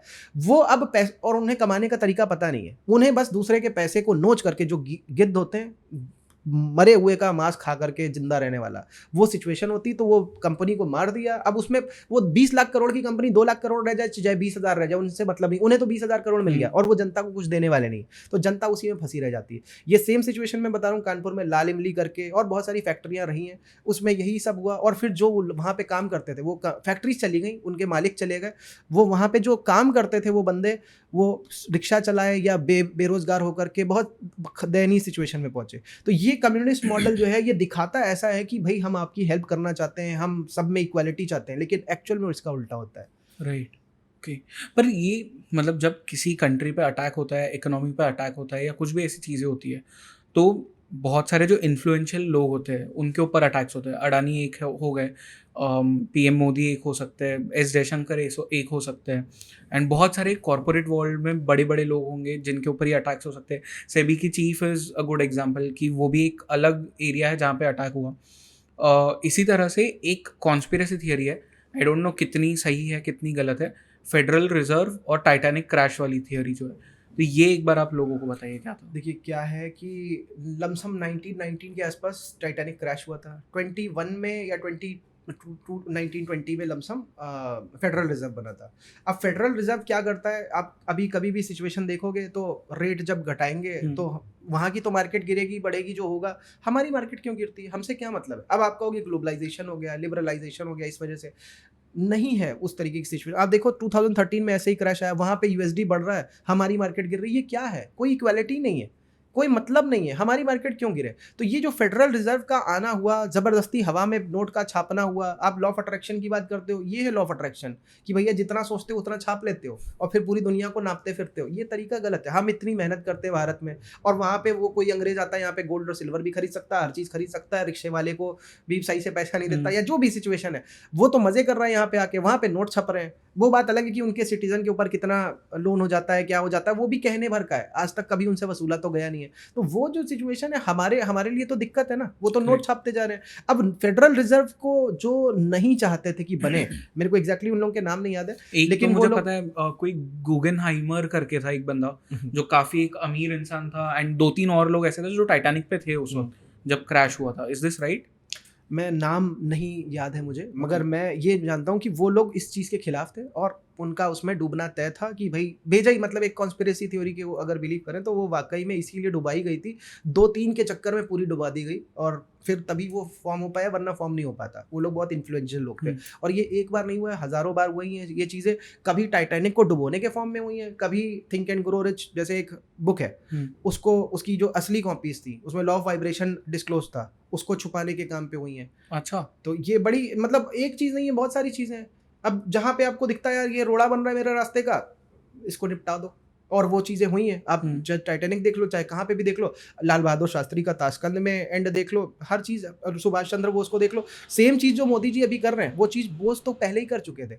आप देखो, अगर एग्जाम्पल बोलूँ, आपका वर्ल्ड वॉर 1 हो, चाहे 2 हो, चाहे उससे पहले 1857 हो, यहाँ पे हर जगह पे तो हमारा भारत का सैनिक लड़ा है। चाहे यहाँ पे लड़ाओ, चाहे यूके जाकर के लड़ाओ। यूके तो गए थे, जूते तक नहीं दिए थे, यहाँ के सैनिक मर गए थे, पैर इतनी ठंड थी वहाँ पे, लेकिन लड़ा हमारे बेस पे गया। और पीछे लड़वा कौन रहा है? एक ऊपर का ब्रिटिशर बैठा हुआ लड़वा रहा है। तो अब ये जो मैं बात बता रहा हूँ, हमेशा क्या हो रहा है हमारे साथ में कि हम लोग इतने सीधे साधे कि किसी के कहने पे आए जा रहे हैं, कॉन्ट्रैक्ट बेसिस पे। यहाँ पे जो जलियांवाला बाग कांड हो रहा है, वहाँ पे हमारा ही भारतीय सैनिक गोली चला रहा है और हमारा भारतीय सरदार मारा जा रहा है। तो ये सरदार ही मरे थे ज्यादातर वहां पे। तो वहां से मतलब पॉइंट आप समझिए कि वहीं पे ही जो सिचुएशन हम देख रहे हैं कि हर बार हमारे ही बंदे को खरीद करके हम ही को मरवाया जाता है, और हमारा बंदा भी इतना सीधा साधा है कि वो बिक भी जाता है। बाद में जब रियलाइज होता है तो वो मंगल पांडे बनता है। बट आपने बीच में बात की, एक बार आपने लॉ ऑफ अट्रैक्शन का मेंशन किया और एक बार लॉ ऑफ वाइब्रेशन का मेंशन किया। क्या चीज़ें हैं दोनों? क्योंकि सुनने में तो दोनों सेम लगती है, बट आई थिंक बहुत डिफरेंट होगी, तो ये एक्सप्लेन कर दीजिए। देखिए, वैसे मैं बोलूँ तो ये थोड़ा सा इस पॉडकास्ट से हट करके कोई चीज़ हो जाएगी, लेकिन बताना अब मैंने बोल दिया तो ज़रूरी हो गया। देखिए, अट्रैक्शन क्या है? आप किसी चीज़ को अट्रैक्ट कर रहे हो, और जो आप हो वो आप अट्रैक्ट करोगे। लेकिन वाइब्रेशन क्या है? लॉ ऑफ वाइब्रेशन कह रहा है कि भाई किसी चीज़ का कोई समय, हम बात कर रहे हैं अगर जॉर्ज सोरोस की, या किसी अगर अदानी जी की या अंबानी जी की बात कर रहे हैं, तो ये तो बड़े अच्छे लोग हैं, बड़े लोग हैं। अगर आप देखोगे सारे बिलियनर्स में एक सबसे बड़ी कॉमन हैबिट आपको दिखेगी कि वो ब्रह्म मुहूर्त में उठते हैं। मतलब कि वो समय की रिस्पेक्ट कर रहे हैं, और वो वाला समय जहाँ से कि वाइब्रेशन सबसे हाईएस्ट होती है, वहाँ से वो अपनी स्टार्ट कर रहे हैं। इसका मतलब ये कि अब अट्रैक्शन के पॉइंट ऑफ व्यू से तो वो 12 बजे उठ सकते थे, दोपहर में 2 बजे उठ सकते थे, सारा सिचुएशन तो अपने हिसाब से चला सकते थे, लेकिन उन्होंने ऐसा नहीं किया। उन्हें पता है कि समय का वाइब्रेशन क्या है और उसके बेसिस पे मुझे किस समय पे क्या करना है। सेम चीज़ हमारे देश के साधु महात्मा संत भी करते हैं। अब देखिए, 2 लोग हैं, कॉमन है, दोनों की ट्रेड्स क्या है? एक साधु संत महात्मा जिन्हें सबसे ज्यादा ज्ञान है, और एक बिलियनियर्स जिन्हें हम कह नहीं सकते कि हम ज्यादा समझदार हैं, वो ज्यादा समझदार है। एक्चुअल में हम सब मानेंगे कि वही ज्यादा समझदार है। तो अब पॉइंट ये कि जो 2 सबसे ज्यादा समझदार हैं वो किस टाइम पे उठ रहे हैं, किस टाइम पे सो रहे हैं, वो हमको समझना पड़ेगा। वो एक्चुअल में वाइब्रेशन को समझते हैं। और हमारे देश का किसान, जिसके लिए लाल बहादुर शास्त्री जी ने कहा जय जवान जय किसान, वो भी ये समझता है। अब देखिए, जो भी समझता है उसको दबाएंगे नहीं तो चीज़ें कैसे बचाएंगे? क्योंकि यहाँ पे भारत की जनता तो हमेशा से इवॉल्व करती आई है। उन्होंने क्या किया? 5000 साल की हिस्ट्री बता दी। यहाँ पे हमें पता है कि लाखों साल पुरानी हमारी हिस्ट्री, करोड़ों सालों से, पता नहीं कितने मनवंतर, सतयुग, कलयुग, सब हमको पता है, कितने कितने लाख साल का। और यहाँ पे 5000 साल में हमारी पूरी हिस्ट्री को ही दबा दिया है। महाभारत कभी हुई नहीं, उसको मिथ बता दिया, रामायण को मिथ बता दिया। अब यहाँ पे जितनी भी चीज़ें हम देखेंगे, अट्रैक्शन, लॉ ऑफ अट्रैक्शन की जो बात है, आप अपने अगर हमारे थोड़े से भी छोटे से ग्रंथ वगैरह अगर थोड़े से पढ़े हो, बृहस्पतिवार की कथा एक मेरी माता जी करती थी, उसमें मैंने अगर उसकी कहानियों को याद करता हूं तो मेरे को दिखता है यार, लॉ ऑफ अट्रैक्शन ही तो है ये तब की बात बता रहा हूं जब पहली बार लॉ ऑफ अट्रैक्शन सुना था। बट बाद में समझ में आया कि यार ये तो कुछ है ही नहीं इसके आगे जो हमारे पास में अवेलेबल है। अब अगर हम इसको देखना चालू करें लॉ ऑफ वाइब्रेशन को, वाइब्रेशन एक बात समझिए आप, लॉ ऑफ वाइब्रेशन लॉ है। लॉ जो पहले से एग्जिस्ट करता है उसके बेसिस पे अगर मैं अपने को वैसा बना लूं तो मेरा काम बन जाएगा। अब किसान की मैं बात कर रहा था, किसान की सबसे बड़ी एडवांटेज ये थी, और देखो उसको हमने क्या किया, पूरी वेस्टर्न कल्चर को फॉलो करने लग गए और किसान को दबा दिया गया, किसान को मूर्ख बताने लग गए, किसान को अनपढ़ है ये बताने लग गए। उससे ज़्यादा एजुकेटेड कोई नहीं है। अगर लॉ ऑफ वाइब्रेशन कोई जानता है तो उससे बड़ा समझदार कोई इंसान नहीं। क्या है उनकी समझदारी? उन्हें पता है किस टाइम पे बीज बोना है। अब वो बीज बोने के बाद में लॉ ऑफ अट्रैक्शन के बेसिस पे आंखें बंद करके ये नहीं सोचते कि ये बीज बड़ा हो जाएगा, तुरंत मैं काट लूंगा और तुरंत बेच लूंगा और मैं अरबपति बन जाऊंगा, नहीं सोचते। उन्हें पता है नेचर का एक लॉ है, नेचर का एक रिदम है, उसके बेसिस पे ही काम होगा। 3 महीना 4 महीना मेरे गेहूं की फसल को या जो भी फसल मैंने बोई है उसमें टाइम लगेगा। अब उस बेसिस पे जब मैं मेहनत ज़्यादा कर लेता हूँ, मैं मेहनत कर लूंगा अपनी फील्ड पे, मैं ज़्यादा हल जोत लूंगा, मैं ट्रैक्टर ज़्यादा चला लूंगा, उसके बाद में मैं जब उस यील्ड को बेचूंगा मेरी शायद खेत में ज़्यादा होगी, कोई कम मेहनत करेगा उसके में कम होगी। ये हुआ एक्चुअल में लॉ ऑफ अट्रैक्शन नेचर के रिदम के साथ में। अब एक एग्जांपल आप समझिए, अप्रेजल साल में 1 बार होता है या 2 बार होता है, जब भी होता है, या बोनस कंपनी में 1 बार या जब भी मिलता है, या दिवाली का बोनस 1 बार आता है। उस सिचुएशन पे पहुंचने के लिए आपको पूरे साल मेहनत करनी है। या बिजनेस अगर आप कर रहे हो किसी तरीके का, तो वो जो भी आपका एक टाइम आता है जहां पे सबसे पीक बिजनेस होता है, उसकी तैयारी पूरे साल करनी होती है। वो जो समझ गया तो वो वहां पे सही तरीके से डील कर ले जाएगा। लेकिन जिसने इसको समझा नहीं और वो आराम से सो रहा है, तो उस टाइम पे तो वो उस चीज को भुना नहीं पाएगा। अब जो हमें पता है कि भाई बारिश होने वाली, एग्जाम्पल एक किसान को पता है बारिश होने वाली, पहले के टाइम पे सबमर्सिबल और ये सब नहीं थे, बारिश पे ही सब कुछ डिपेंडेंट था। अब बारिश होने वाली, उसके पहले जो एक्शन लेकर के पूरे खेत को जोत लेगा और उसमें बीज बो देगा, उसी को तो वो बेनिफिट मिलने वाला है। राइट। और जो लेट करने वाला, अब इसका मतलब क्या हो गया, लॉ ऑफ वाइब्रेशन क्या कह रहा है कि भैया ये चीज़ होने वाली है, आपको पता है, आप टाइम से काम कर लो, और हर बार वो कर रहा है, उस चीज़ को आप कर लो और उसका बेनिफिट ले लो। लेकिन हमें क्या बता दिया, अब देखिए इसमें बहुत बड़ा प्रॉब्लम और फ्लॉ छुपा हुआ है। जब हम अट्रैक्शन की बात करते हैं, मतलब कुछ भी सोचें, कुछ भी इमेजिन करें, हो जाएगा, ऐसा नहीं है। आपको मतलब, अब जब मैंने वाइब्रेशन की बात कही, तो वाइब्रेशन क्या है, वाइब्रेशन का मतलब एक वाइब्रेटरी रेट है। अट्रैक्शन का मतलब क्या है कि आप जो हो वो अट्रैक्ट करोगे, तो आप अपने आप को शायद अच्छा करने के बारे में सोचोगे ही नहीं। वाइब्रेशन जब पता चल रहा है कि ये वाइब्रेट कर रहा है ना, तो इसका मतलब इस लेवल पे भी कुछ वाइब्रेट कर रहा है, इस लेवल पे भी कुछ वाइब्रेट कर रहा है। इसका मतलब ये कि अगर मैं किसी को कुछ अच्छा देता हूँ, कुछ मैं किसी की मदद करता हूँ, मेरे को अच्छा फील होता है, आपको भी वही होता है। जितनी जनता है सबको अगर फील होता है, सब लोग कमेंट के नीचे लिख दें कि हाँ भाई किसी को कुछ अच्छा करते हैं, एक छोटी सी भी मदद आप किसी करते हो, इंसान की नहीं जानवर की भी करते हो, तो आपको अच्छा फील होता है, मतलब आपकी वाइब्रेशन का लेवल बढ़ा। वाइब्रेशन का लेवल बढ़ा तो लॉ ऑफ वाइब्रेशन क्या कह रहा है, अपनी वाइब्रेशन को बढ़ाते चले जाओ। राइट। वाइब्रेशन को बढ़ाने का सबसे आसान रास्ता एक है, भक्ति, भगवान का मार्ग अपना लो, बहुत सारे लोगों की मदद कर लो, आप सूत्रधार बन जाओ लोगों की मदद करने वाले, तो वहां पे आपकी वाइब्रेशन, आपके दिल में एक थॉट आ जाएगा ना कि मैं तो मदद कर रहा हूँ, मैं तो अच्छा काम कर रहा हूँ, मैं अपने बारे में सोच ही नहीं रहा हूँ, तो वहां से आपकी वाइब्रेशन बढ़ने लग जाएगी। वो वाइब्रेशन बढ़ने पर फिर क्या होगा, आप डरोगे नहीं, आप निडर हो जाओगे, बहुत सारी चीजें ऐसी करने की क्षमता आ जाएगी जो शायद पहले नहीं थी। तो क्या हुआ, ये वाइब्रेशन का रेट बढ़ गया, फिर आपके ऊपर उन लोगों की नजर पड़ेगी जो शायद आपको उठा सकते हैं। वो लोग, भाई अब एक एग्जांपल समझो, आप वाइब्रेट कर रहे हो उस लेवल पे, तभी तो उनकी नज़र पड़ने वाली है, वरना कौन उस बंदे को उठाने वाला है जो किसी काम का नहीं है। तो जो काम अच्छे से कर रहा है, जिसमें विलिंगनेस है काम करने की, उसी पे सबकी नज़र पड़ती है और तभी वो प्रमोट होता है। वो सिचुएशन कब आएगी, जब आपका वाइब्रेशन रेज होगा। अब वाइब्रेशन रेज करने के लिए जितने भी रास्ते हैं वो सब बंद करे जा रहे हैं, जैसे कि हमारा एकादशी का व्रत या पूर्णमासी का व्रत। आपको मैं एक एग्जाम्पल बताऊँ, मेरा एक फ्रेंड था अर्जेंटीना का, डिएगो, तो उसने एक चीज़ बताई कि पहले के बाइबल के वर्जन्स में फास्टिंग के बारे में था, और वो फास्टिंग मून के फेजेस के बेसिस पे थी, बाद में वो हटा दी गई। क्यों हटा दी गई? अब ये क्वेश्चन उसने तो नहीं पूछा, मैं पूछ रहा हूँ, अपने आप से भी पूछ रहा हूँ, पूरी जनता से पूछ रहा हूँ कि क्यों हटा दी गई। आप लोग कमेंट करो, क्योंकि वाइब्रेशन आपकी रेज हो सकती है व्रत रखने के बेसिस पे, आपका शरीर पूरा प्योरीफाई हो जाता है, डिटॉक्स हो जाता है।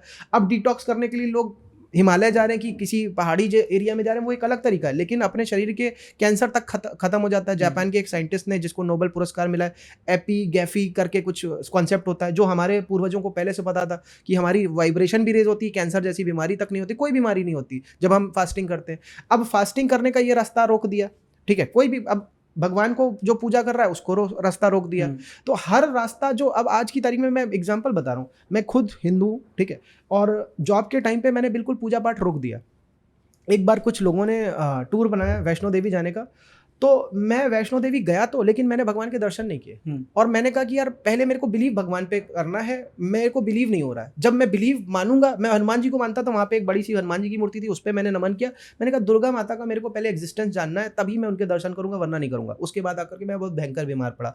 मेरे को भगवान का एग्जिस्टेंस तो समझ में आ गया था, और पहले से पता था, 10th के टाइम पे मैं सब भगवान को मानता था, लेकिन पता नहीं क्या हुआ, जॉब पे करते जाते जाते एकदम माइंड वॉश हो गया। अब ये क्यों हो रहा है, हमारी सोसाइटी ऐसी है कि हम भगवान के बारे में, हमारे पास जितनी भी चीजें पहले जागरण होते थे, भंडारे होते थे, सब बंद हो गया है।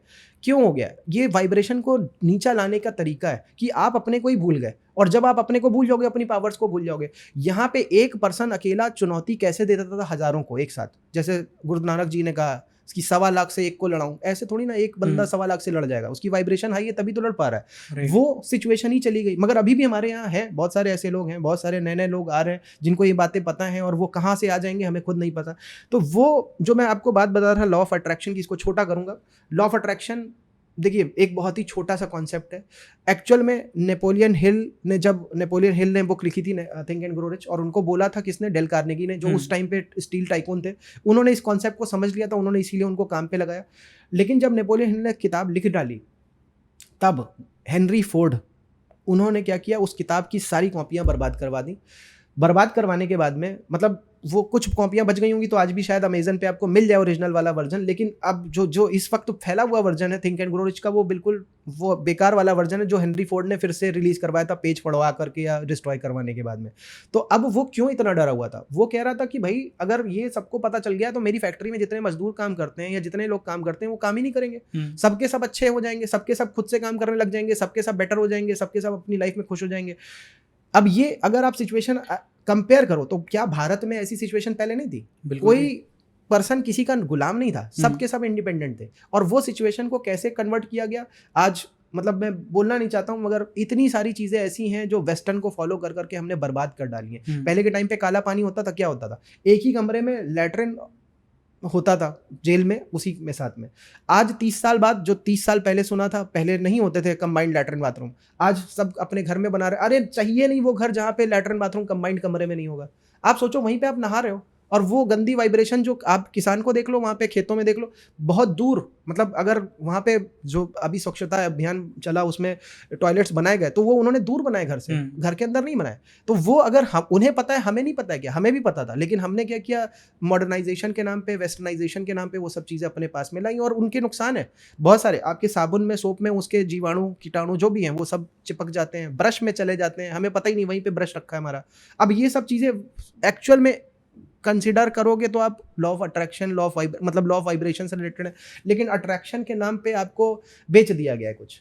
और आप, मतलब एक एग्जांपल बता रहा हूँ, वाइब्रेशन किस किस तरीके से रेज हो सकती है। अगर कुछ भी अच्छा ना करे, केवल एक, अगर सही टाइम पे नहा ले उससे रेज हो सकती है, सही टाइम पे उठ जाए, जो ब्रह्म मुहूर्त वाली बात है, उससे रेज हो सकती है।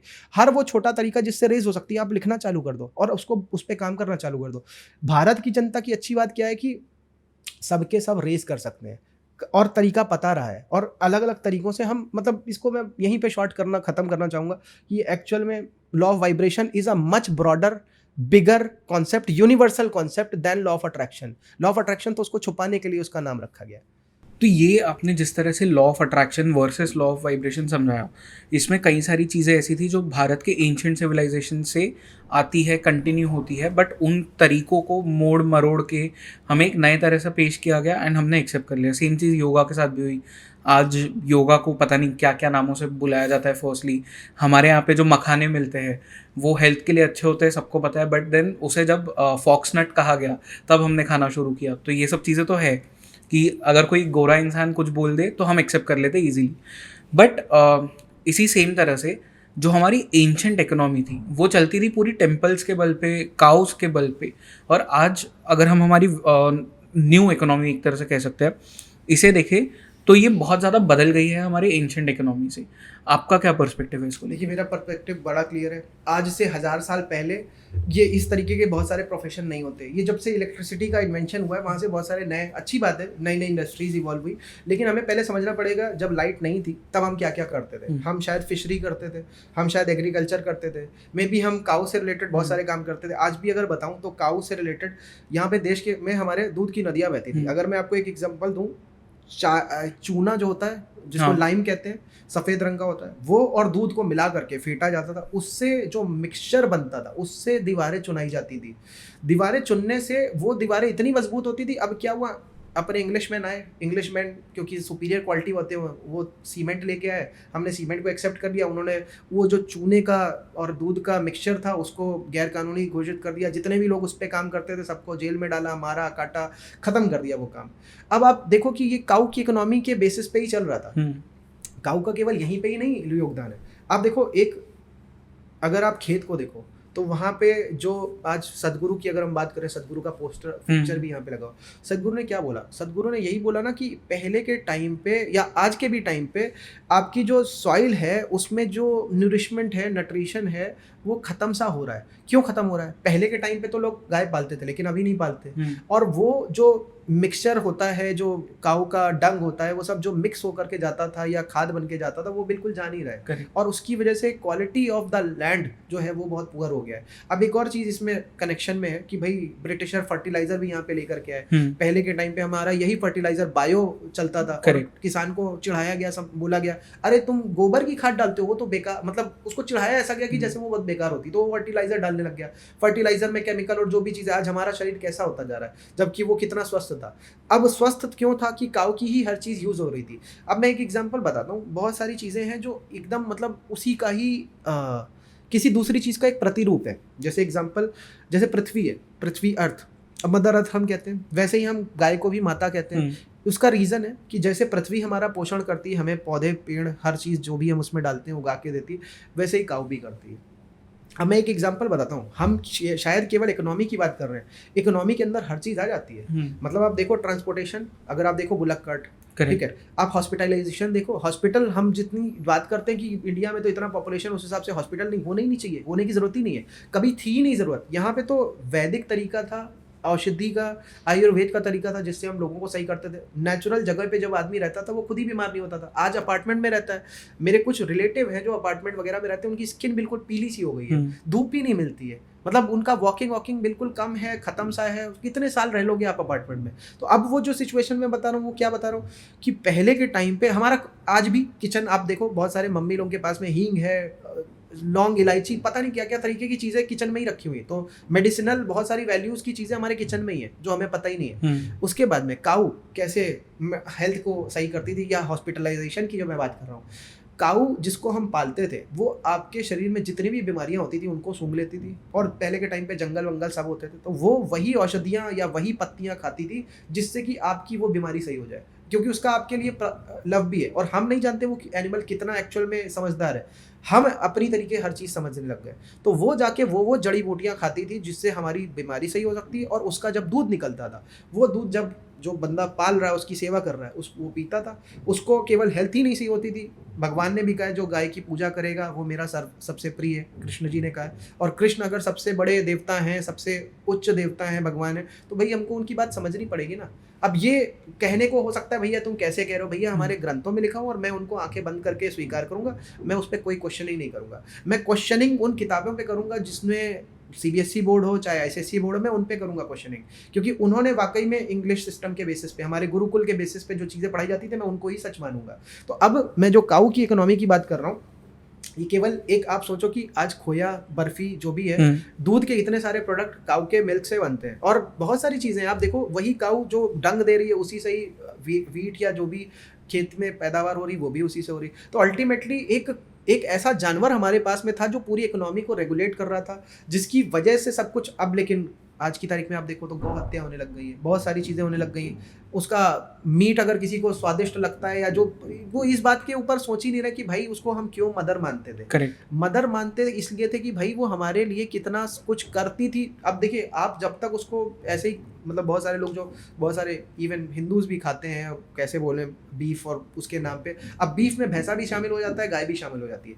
लेकिन अब आप क्या खा रहे हो एक्चुअल में लोगों को पता नहीं कि वो एक्चुअल में गाय भी मार करके खाई जा रही होती है, और जिसके उसके अंदर अगर कोई बीमारी भी है तो वो भी आपके अंदर गई।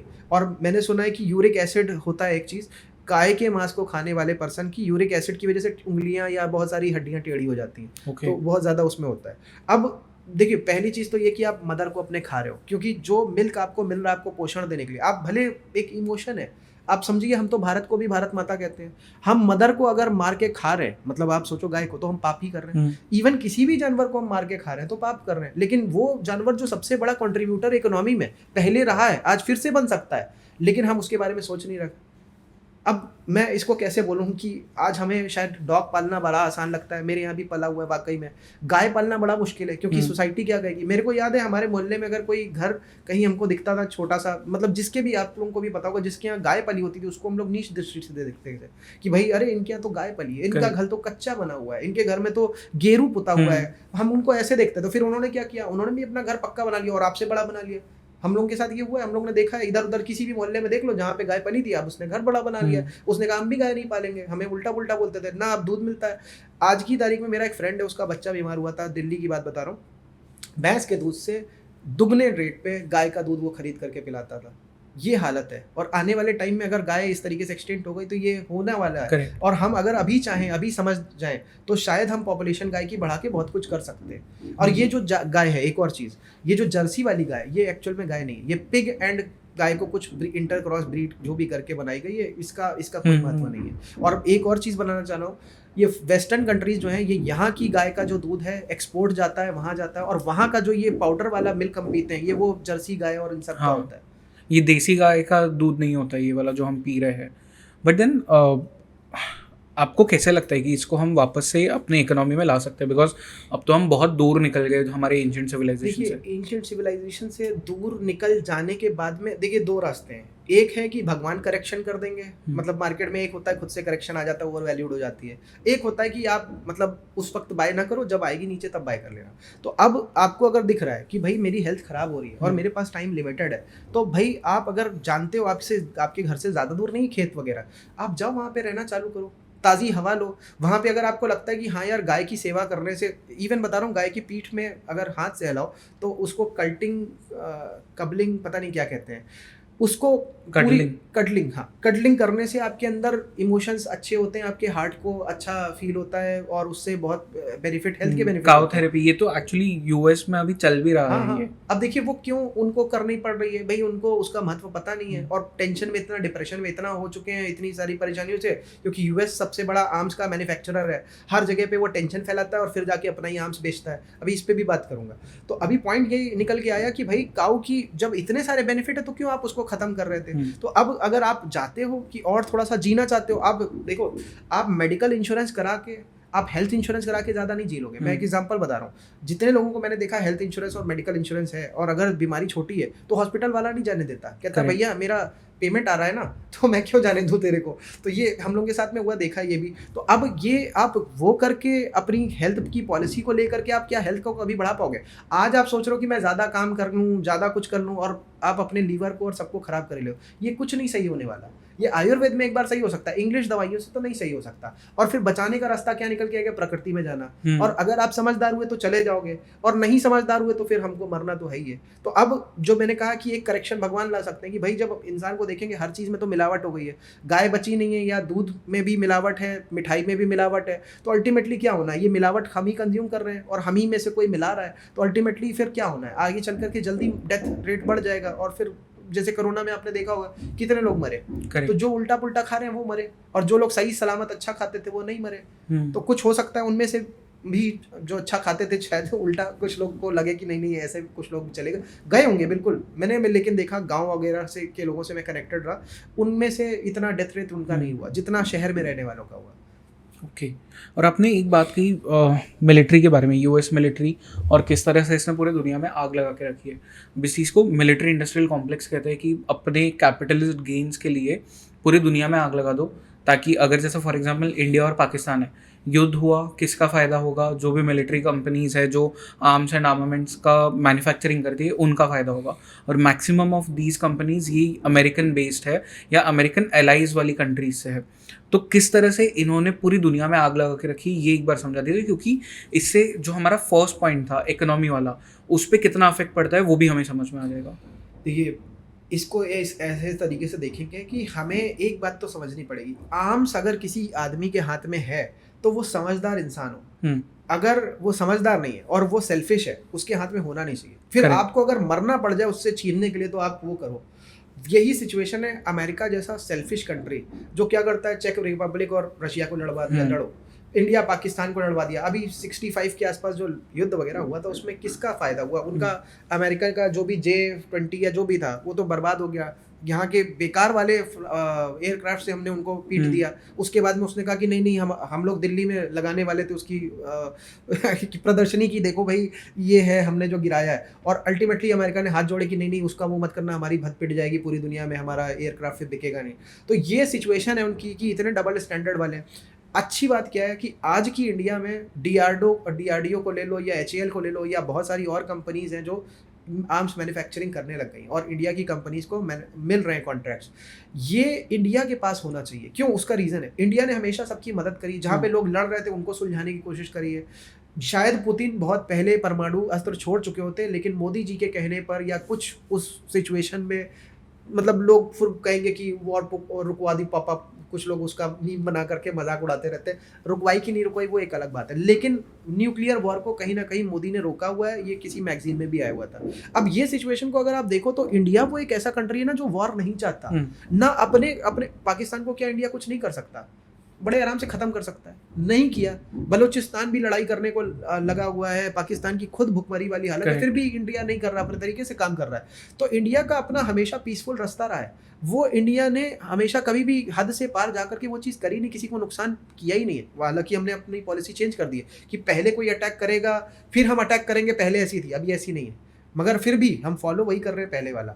इस सिचुएशन को देखते हुए अगर आर्म्स और आर्मामेंट की जो रेस है उसमें अगर किसी को आगे जाना चाहिए तो इंडिया को जाना चाहिए। उसका रीज़न है, आप एक डॉक्टर को चाकू बेचोगे तो वो ऑपरेशन करेगा, किसी को सही करेगा। आप एक चोर को, डकैत को चाकू बेचोगे तो वो यार किसी को मारेगा ना। तो ये अगर बेचने वाला ही ध्यान नहीं रख रहा है तो यहाँ पे कितनी बड़ी बुराई है। करेक्ट। ये यूएस नहीं ध्यान रख रहा है, उसको तो इस बात से मतलब है जहर ले रहे हो तुम, किसी को भी दो जाकर के, मेरा तो पैसा बन रहा है। ये दिक्कत है। ये मॉरल रिस्पॉन्सिबिलिटी अगर किसी कंट्री में नहीं है तो उसको तो बैन कर देना चाहिए। और आज की तारीख में सबसे बड़ी इंडस्ट्री अगर यूएस की आर्म्स और आर्मामेंट्स की है तो आप खुद समझ लो कि क्रिएटिविटी क्या, हॉस्पिटलाइजेशन की इंडिया की बात करते रहते हैं, आपके यहाँ हॉस्पिटलाइजेशन नहीं होना चाहिए, हॉस्पिटल्स नहीं होने चाहिए। सबसे बड़ी इंडस्ट्री हॉस्पिटल की होनी चाहिए, नहीं है। आपकी आर्म की इंडस्ट्री इतनी ज़्यादा है, आपकी फूड की इंडस्ट्री उतनी छोटी है, आर्म्स की क्यों ज़्यादा है? क्योंकि आप सबको लड़ा लड़ा करके अपना हथियार बेचते हो। इंडिया के साथ ऐसा है नहीं। इंडिया ने एक ऑप्शन सबके सामने रख दिया है, आपको लेना है, मतलब अब समझिए कि यहाँ पे और यूएस जल रहा है। एक्चुअल में अगर आप देखें ना तो इस तरीके की सिचुएशन बनी हुई कि चाइना और रशिया एक तरीके से दोस्त बने हुए हैं। इंडिया को यूएस को भी साधना है, रशिया को भी साधना है, और चाइना तो हमारा पक्का दुश्मन है ही है। तो इस सिचुएशन में अगर मिलिट्रीली हम सेल्फ केपेबल नहीं बने तो हम शायद आगे सरवाइव ना कर पाए, जो कि दिख रहा है कि भाई मिलिट्री केपेबल हम होते जा रहे हैं और हमारा एक्सपोर्ट जो है वो बढ़ता चला जा रहा है। कई गुना हो गया है आर्म्स का एक्सपोर्ट, कई गुना हो गया है। लेकिन हमने कहीं पे ऐसा नहीं करने की कोशिश करी है कि भाई किसी का नुकसान हो जाए, इसलिए भाई हमारा कोई दुश्मन है तो उसको हम घेरने के लिए कर रहे हैं। लेकिन वो जो एक सिचुएशन है कि दो को लड़ा करके जबरदस्ती बेचो जाके, वो नहीं कर रहे हैं। तो ये एक बहुत बड़ा एडवांटेज है इंडिया की, मतलब मेंटेलिटी का एडवांटेज है। ये पहले भी कभी नहीं हुआ, आज भी नहीं हो रहा है। और अगर चाइना की बात करें तो चाइना का तो मतलब सेफेस्ट जो कहा जाता है सबमरीन कहा जाता है, एरोप्लेन को कहा जाता है, एरोप्लेन से ज़्यादा सेफ सबमरीन को कहा जाता है, उससे भी ज़्यादा सेफ कहा जाता है अगर हम देखें तो न्यूक्लियर सबमरीन जो होती है वो तक चाइना ने डुबो दी, बर्बाद कर दी अपनी, और उससे रेडिएशन जो फैलेगा जब भी आगे चल के वो अलग बात। मतलब चाइना का मटेरियल जो बन रहा है वो इतना बेकार है। करेक्ट। तो ये तो मतलब बहुत ज़्यादा एक आई वुड से कि डाइसी चीज़ है वो। एक मतलब वो जिस मतलब जो आपने वो चाकू वाला जो एग्जांपल दिया कि डॉक्टर को देंगे तो ऑपरेशन करेगा, पर अगर आप किसी चोर लोचक्के को दोगे तो आपको ही मारेगा, आपको वही वाली चीज़ है। मारने जा रहा है, आपका तो पैसा मिल रहा है। करेक्ट। तो इससे मतलब एक चीज़ तो ये समझ में आती है कि शायद यूएस हो गया या उनके जो एलाइज हो गए, इनके पास से ये मिलिट्री इंडस्ट्रियल कॉम्प्लेक्स हटना चाहिए एंड शायद कुछ ऐसे कंट्रीज़ में जाना चाहिए जो रिस्पॉन्सिबल है और जो इसे एक सही तरीके से यूज़ करेंगे। बट देन इस पॉडकास्ट के लिए कोई एंडिंग नोट्स आपके जो लोगों को आप देना चाहो कि जिस तरह से वो अपने आप को सेफ गार्ड कर सकते हैं in the longer run, and specially क्योंकि आपने स्टार्टिंग में बात कही थी कि एक ट्रेडर को ये समझ में आना चाहिए कि मार्केट को कौन तोड़ने की कोशिश कर रहा है, कौन बनाने की कोशिश कर रहा है, तो उस पर्सपेक्टिव से कुछ। देखिए, मैं फिर से एक ही बात बोलूँगा कि हमें एक रिस्पॉन्सिबिलिटी, मॉरल रिस्पॉन्सिबिलिटी लेके काम करना है कि भैया हमारे ही घर का या हमारे घर का नहीं भी है, हमारा एक बंदा बॉर्डर पे लड़ रहा है, हमें यहाँ पे अंदर लड़ना है, हमें कुछ नहीं करना है यार, हमें तो घर का खाना खाना है, हमें ऑफिस जाना है, हमें बिजनेस करना है। उस सिचुएशन में रहते हुए हम कैसे कंट्री को सपोर्ट कर सकते हैं वो अब आपको समझना है। अब अगर आपको क्लियर दिख रहा है कि भाई जॉर्ज सोरोस ने ओपन सोसाइटी फाउंडेशन बनाया हुआ है, आपको दिख रहा है उधर का एक चेयरमैन आकर के हमारी कंट्री में तोड़ने की कोशिश कर रहा है, अब आपको पता है, देखो आप कोई भी सेक्टर को बिलोंग करते हो, कोई भी पार्टी को बिलोंग करते हो, किसी को भी सपोर्ट करते हो, लेकिन आप ये देखो कि क्या आपका मार्केट में डायरेक्ट इनडायरेक्ट इन्वेस्टमेंट नहीं है तो सही है, नहीं है तो भी समझो जॉब और बिजनेस इंपैक्ट नहीं होगा क्या कि अगर मार्केट गिरेगा, डिप्रेशन आएगा। तो अल्टीमेटली जिस पर्सन का हम साथ दे रहे हैं, इनडायरेक्टली जो दिखाने की कोशिश कर रहा है मैं तो गरीबों का मसीहा हूँ, एक्चुअल में अगर नहीं है वो आपको समझना पड़ेगा। देखिए, भोले हैं हम लोग भारत के लोग, लेकिन इतने भी भोले मत बन जाओ कि आपको कोई भी ठग के चला जाए। इस बात का बहुत ध्यान रखें, बहुत सोच समझ करके, मतलब मार्केट में यार आपका इन्वेस्टमेंट है, आप नहीं चाहोगे कि कोई भी उसमें क्रैश ला पाए, और वो भी बाहर की पार्टी। भाई देखो, इंटरनल आपको लग रहा है कि मार्केट में ज़्यादा ओवर वैल्यूड आप बेचो बिल्कुल, लेकिन बाहर वाला अफवाह उड़ा के आपसे बेच करके आपसे माल खरीद के ले जा रहा है, स्टॉक खरीद के ले जा रहा है, वो तो आप बिल्कुल बर्दाश्त नहीं करोगे ना। और अगर नहीं करोगे तो आपको फिर ऐसे पर्सन का साथ नहीं देना है। अब बाकी आप कमेंट में बताओ इस बात को कि आपको क्या लगता है कि कौन पर्सन है जो जॉर्ज सोरोस के साथ में मिला हुआ है, क्यों वो भारत की बाजार को गिराना चाहता है, ये नहीं पता मेरे को। ये एक बहुत बड़ी प्रॉब्लम है कि ये गिराना क्यों चाहता है, क्योंकि वो भी यहीं पे रह रहा है, यहाँ की जनता उसको भी सपोर्ट करती है, बहुत सारी चीज़ें होती हैं, क्यों ऐसा होता है मुझे नहीं पता। तो रुचिर जी, ये जो बहुत से बार सुनने को मिलता है कि एक डीप स्टेट है जो पूरी दुनिया को चला रहा है, इसमें फिर हम जॉर्ज सोरोस की बात कर ले जो इसमें आता है, या मॉर्गन स्टैनले बोल ले, रॉथस्चाइल्ड बोल ले, बहुत सारे लोग हैं। जो पूरी दुनिया को चला रहे हैं, ऐसा कहा जाता है। मतलब एक फ्रंट होता है जो हमें पता है कि हमारी गवर्नमेंट्स है, बाकी सब देशों की गवर्नमेंट्स है, बट इनके पीछे जो डीपर लेवल पे काम कर रहे हैं या करवा रहे हैं, उन्हें डीप स्टेट कहा जाता है। तो ये किस तरह से दुनिया को चला रहे हैं? देखिए चला कैसे रहे हैं, इनके पास में बहुत हायर लेवल की नॉलेज है। गई भारत से ही है, कैसे गई है वो मैं बताता हूँ। देखिए यहाँ पे पहले एक, मैं अगर अभी की बात करूँ तो उससे हमको कनेक्ट हो जाएगा, पता चल जाएगा। आज की तारीख में जो मिस्त्री होता है, जो घर को बनाता है, ठीक है, वो दीवारों की चुनाई करेगा, स्लेब डालेगा। फिर एक इंजीनियर होता है जो घर का नक्शा बनाता है। फिर एक वास्तुशास्त्री होता है, हर कोई अपने घर में वास्तु का काम नहीं करवाता है, लेकिन वास्तुशास्त्र में क्या है, वास्तु पुरुष एक कहा गया है। वास्तु पुरुष एक्चुअल में, मैं इसमें अगर बात बोलूँ तो बायो हार्मोनिक्स की बात है कि भाई हमारा जैसा सिस्टम घर शरीर का है वैसे ही घर का है। तो पहले के टाइम पे जो पर्सन इसको घर को बनाता था, आज से कई 100 सालों पहले की बात, या मंदिर जो बनाते थे या कोई भी बिल्डिंग बनाते थे, वो ज्योमेट्री के बेसिस पे बनती थी। ऐसे नहीं बनता था जैसे कुछ भी बना दिया। आज की तारीख में छतें बहुत नीची कर दी, पहले के टाइम पे आप देखो छतें बहुत ऊपर होती थी, क्योंकि वहाँ पे क्रॉस बनता है। उस क्रॉस के बीच में अगर हमारे शरीर का सर आ रहा है तो सर से रिलेटेड बीमारी, अगर हार्ट आ रहा है तो हार्ट से रिलेटेड बीमारी। तो वो जो उनको नॉलेज थी, उस नॉलेज के बेसिस पे पहले का, अगर आप मेसन, मतलब मिस्त्री को इंग्लिश में मेसन कहते हैं, तो मेसन जो होता था उसे पूरी बायो, मतलब पूरे शरीर की नॉलेज, सिस्टम में कैसे घर को बनाना है जो वहाँ पे बीमारी ना हो, ज्योमेट्री के बेसिस पे कि इस घर में रहने पर सबसे ज़्यादा हायर वाइब्रेशन रहे, हमारी वाइब्रेशन हायर लेवल पे रेज हो पाए, भगवान की हम पूजा कर पाए, हर तरीके की वो नॉलेज उनको होती थी। और वही कुछ लोग उनमें से मेसन्स चले गए बाहर, जो अब यूरोप मान लो या यूएस मान लो, जिधर भी चले गए। फिर वही मेसन्स फ्री मेसन्स के नाम से अभी जाने जाते हैं। और आप अगर देखोगे सीक्रेट सोसाइटी या डार्क स्टेट, डीप स्टेट, जो भी है, ये सब उन्हीं लोगों के द्वारा, मतलब सीक्रेट सोसाइटी जो है, मतलब इसको आप ऐसे देखो कि उन्हें बहुत हायर लेवल की नॉलेज है, कैसे वो बस समझ लो आप। फिर उसी बेसिस पे वो चीज़ों को चलाते हैं। जैसे कि मैंने बताया उनको ज्योमेट्री की नॉलेज है। अब हमें कोई नहीं बताने वाला कि हमारे शरीर में भी एक ज्योमेट्री है, हमारे अंदर भी 7 चक्र हैं और उनका ज्योमेट्रिक रेशियो है कुछ, और अलग अलग चीज़ें जितनी भी हैं वो सब उनको पता है। अब उस बेसिस पे उन्होंने तो अपनी वाइब्रेशन को रेज कर लिया, लेकिन पूरी दुनिया को वो चाहते हैं हमारे इशारों पे नाचे। अब वो जब सिचुएशन आती है, अब जैसे मॉर्गन स्टैनली की मैंने बात कही कि वो कैसे मोदी जी की गवर्नमेंट आने वाली के जानते हैं, उन्हें पता है कि कौन सी चीज़ कहाँ पे होने वाली है, और कई बार तो वो लोग वो चीज़ें खुद करवा रहे होते हैं, कहीं पे लड़वाना है तो लड़वा रहे हैं। तो अब इस सिचुएशन को जो आप देखें, मतलब इस फ्री मेसन या जो भी बात है, अलग अलग कंट्रीज़ की अलग अलग अंदर की सीक्रेट सोसाइटी है, और बहुत सारी आपस में पीछे से मिक्स्ड हैं। बहुत सारी कल्ट प्रैक्टिसेस भी वो करते हैं, जो कि शायद, मतलब बातें करें तो, बीच में मेरे को एक वीडियो मैंने देखा था, बिल क्लिंटन की वाइफ है हिलेरी क्लिंटन, वो कहीं पे गई हुई थी, वहाँ पे मतलब नरमुंड जो होता है उसका पूजा वूजा हो रही थी, और वो बंदे ने वीडियो सब बना लिया था और दिखाया, मतलब यूट्यूब पे प्रॉपर मैंने वीडियो देखा, और वो उसको भगा रही गाली दे दे करके। तो इस तरीके की प्रैक्टिस आप, इतने बड़े लोग, अमीर लोग हो, समझदार लोग हो, वो कर रहे हो, और हमें कहते हो कि गरीब समझदार नहीं है, भारत के लोग पाखंड करते हैं, क्या कहते हैं, सुपरस्टिशियस हैं, बिल्ली रास्ता काट गई। तो भाई आप क्यों कर रहे हो? और आप उसके बेसिस पे स्पिरिचुअल पावर तो नहीं गेन कर रहे हो, मेरे को समझ में आता, कुछ और ही कर रहे हो। तो वो आपने अपनी वाइब्रेशन वैसे ही रेज करी हुई, और आप पता नहीं क्या क्या चीज़ें गड़बड़ करके वो करने की कोशिश कर रहे हो। अल्टीमेटली फिर मैं वही बोलूँगा, हमारा भारत का नागरिक एक मनुष्य ऐसा रहा है जिसने देवता से लेकर के दैत्य को भी मारा है। चाहे भगवान राम हो, चाहे कोई भी हो, हम भगवान कहते हैं, लेकिन उन्होंने किया एक नॉर्मल मनुष्य का जन्म लेके। हम सब में वो पावर्स हैं, हम अगर चाहें तो उन शक्तियों के सामने जो गलत करना चाहती हैं पूरी इंसानियत के लिए या मानवता के लिए, तो हमें अड़ना पड़ेगा। और आप, हो सकता है एक छोटे से पर्सन हो, आपको शायद वो हटा दें रास्ते से, या आपको किनारे कर दें, या बहुत सारी समस्याएं आपके सामने आए, लेकिन आपको अगर रियलाइज़ हो जाए तो आप खड़े हो जाओ। और मैं इस पॉडकास्ट से ये संदेश सीधा देना चाहूँगा, आपको अगर कहीं रियलाइज़ हो रहा है तो आप खड़े हो। भगवान हमारे पीछे से। एक चीज़ हमने देखी है, हमेशा देखी है, कि जिस पर्सन ने किसी चीज़ के लिए लड़ाई करी है, तो भले उसको हटा भी दिया गया अगर रास्ते से, तो भाई उसको कुछ अच्छी गति भी प्राप्त हुई है, मतलब वो भगवान के लोकों में पहुंचा है, जहाँ भी पहुंचा है, वैकुंठ लोक पहुंचा है, जहाँ भी पहुंचा है। तो यार वही सोच करके हमें काम करना है, और हमें डरना नहीं है किसी चीज़ से। इस वक्त तो हम डर करके शायद सोच लें, मगर आगे के लिए फिर वो बाकी सबके लिए जो नुकसान होने वाला है, बचने वाला तो वो भी नहीं है जो आवाज़ नहीं उठा रहा है। तो ये जितनी भी चीज़ें आपको दिखती जा रही हैं, आप बोलो उसके लिए। ऐसा ना हो कि हमारी ही कंट्री का मीडिया कोई खरीद करके हम ही को ठग करके चला जाए, पहले तो हम वाहवाही करें और बाद में सोचें कि यार हमको ठग के चला गया, हमारे साथ क्या हो गया। बस यही मैं एक संदेश देना चाहता हूँ इससे। रुचिर जी, थैंक यू सो मच इस कॉन्वर्जेशन के लिए। बहुत कुछ सीखने मिला आपसे, बहुत सारी नई चीज़ों के बारे में पता चला, एंड आई होप सो लोगों को जो आपने मैसेज दिया है वो उन्हें समझ आएगा, एंड आई होप कि हम और पॉडकास्ट करें ऐसे ही। But thank you so much इस कॉन्वर्जेशन। Thank you Jayesh.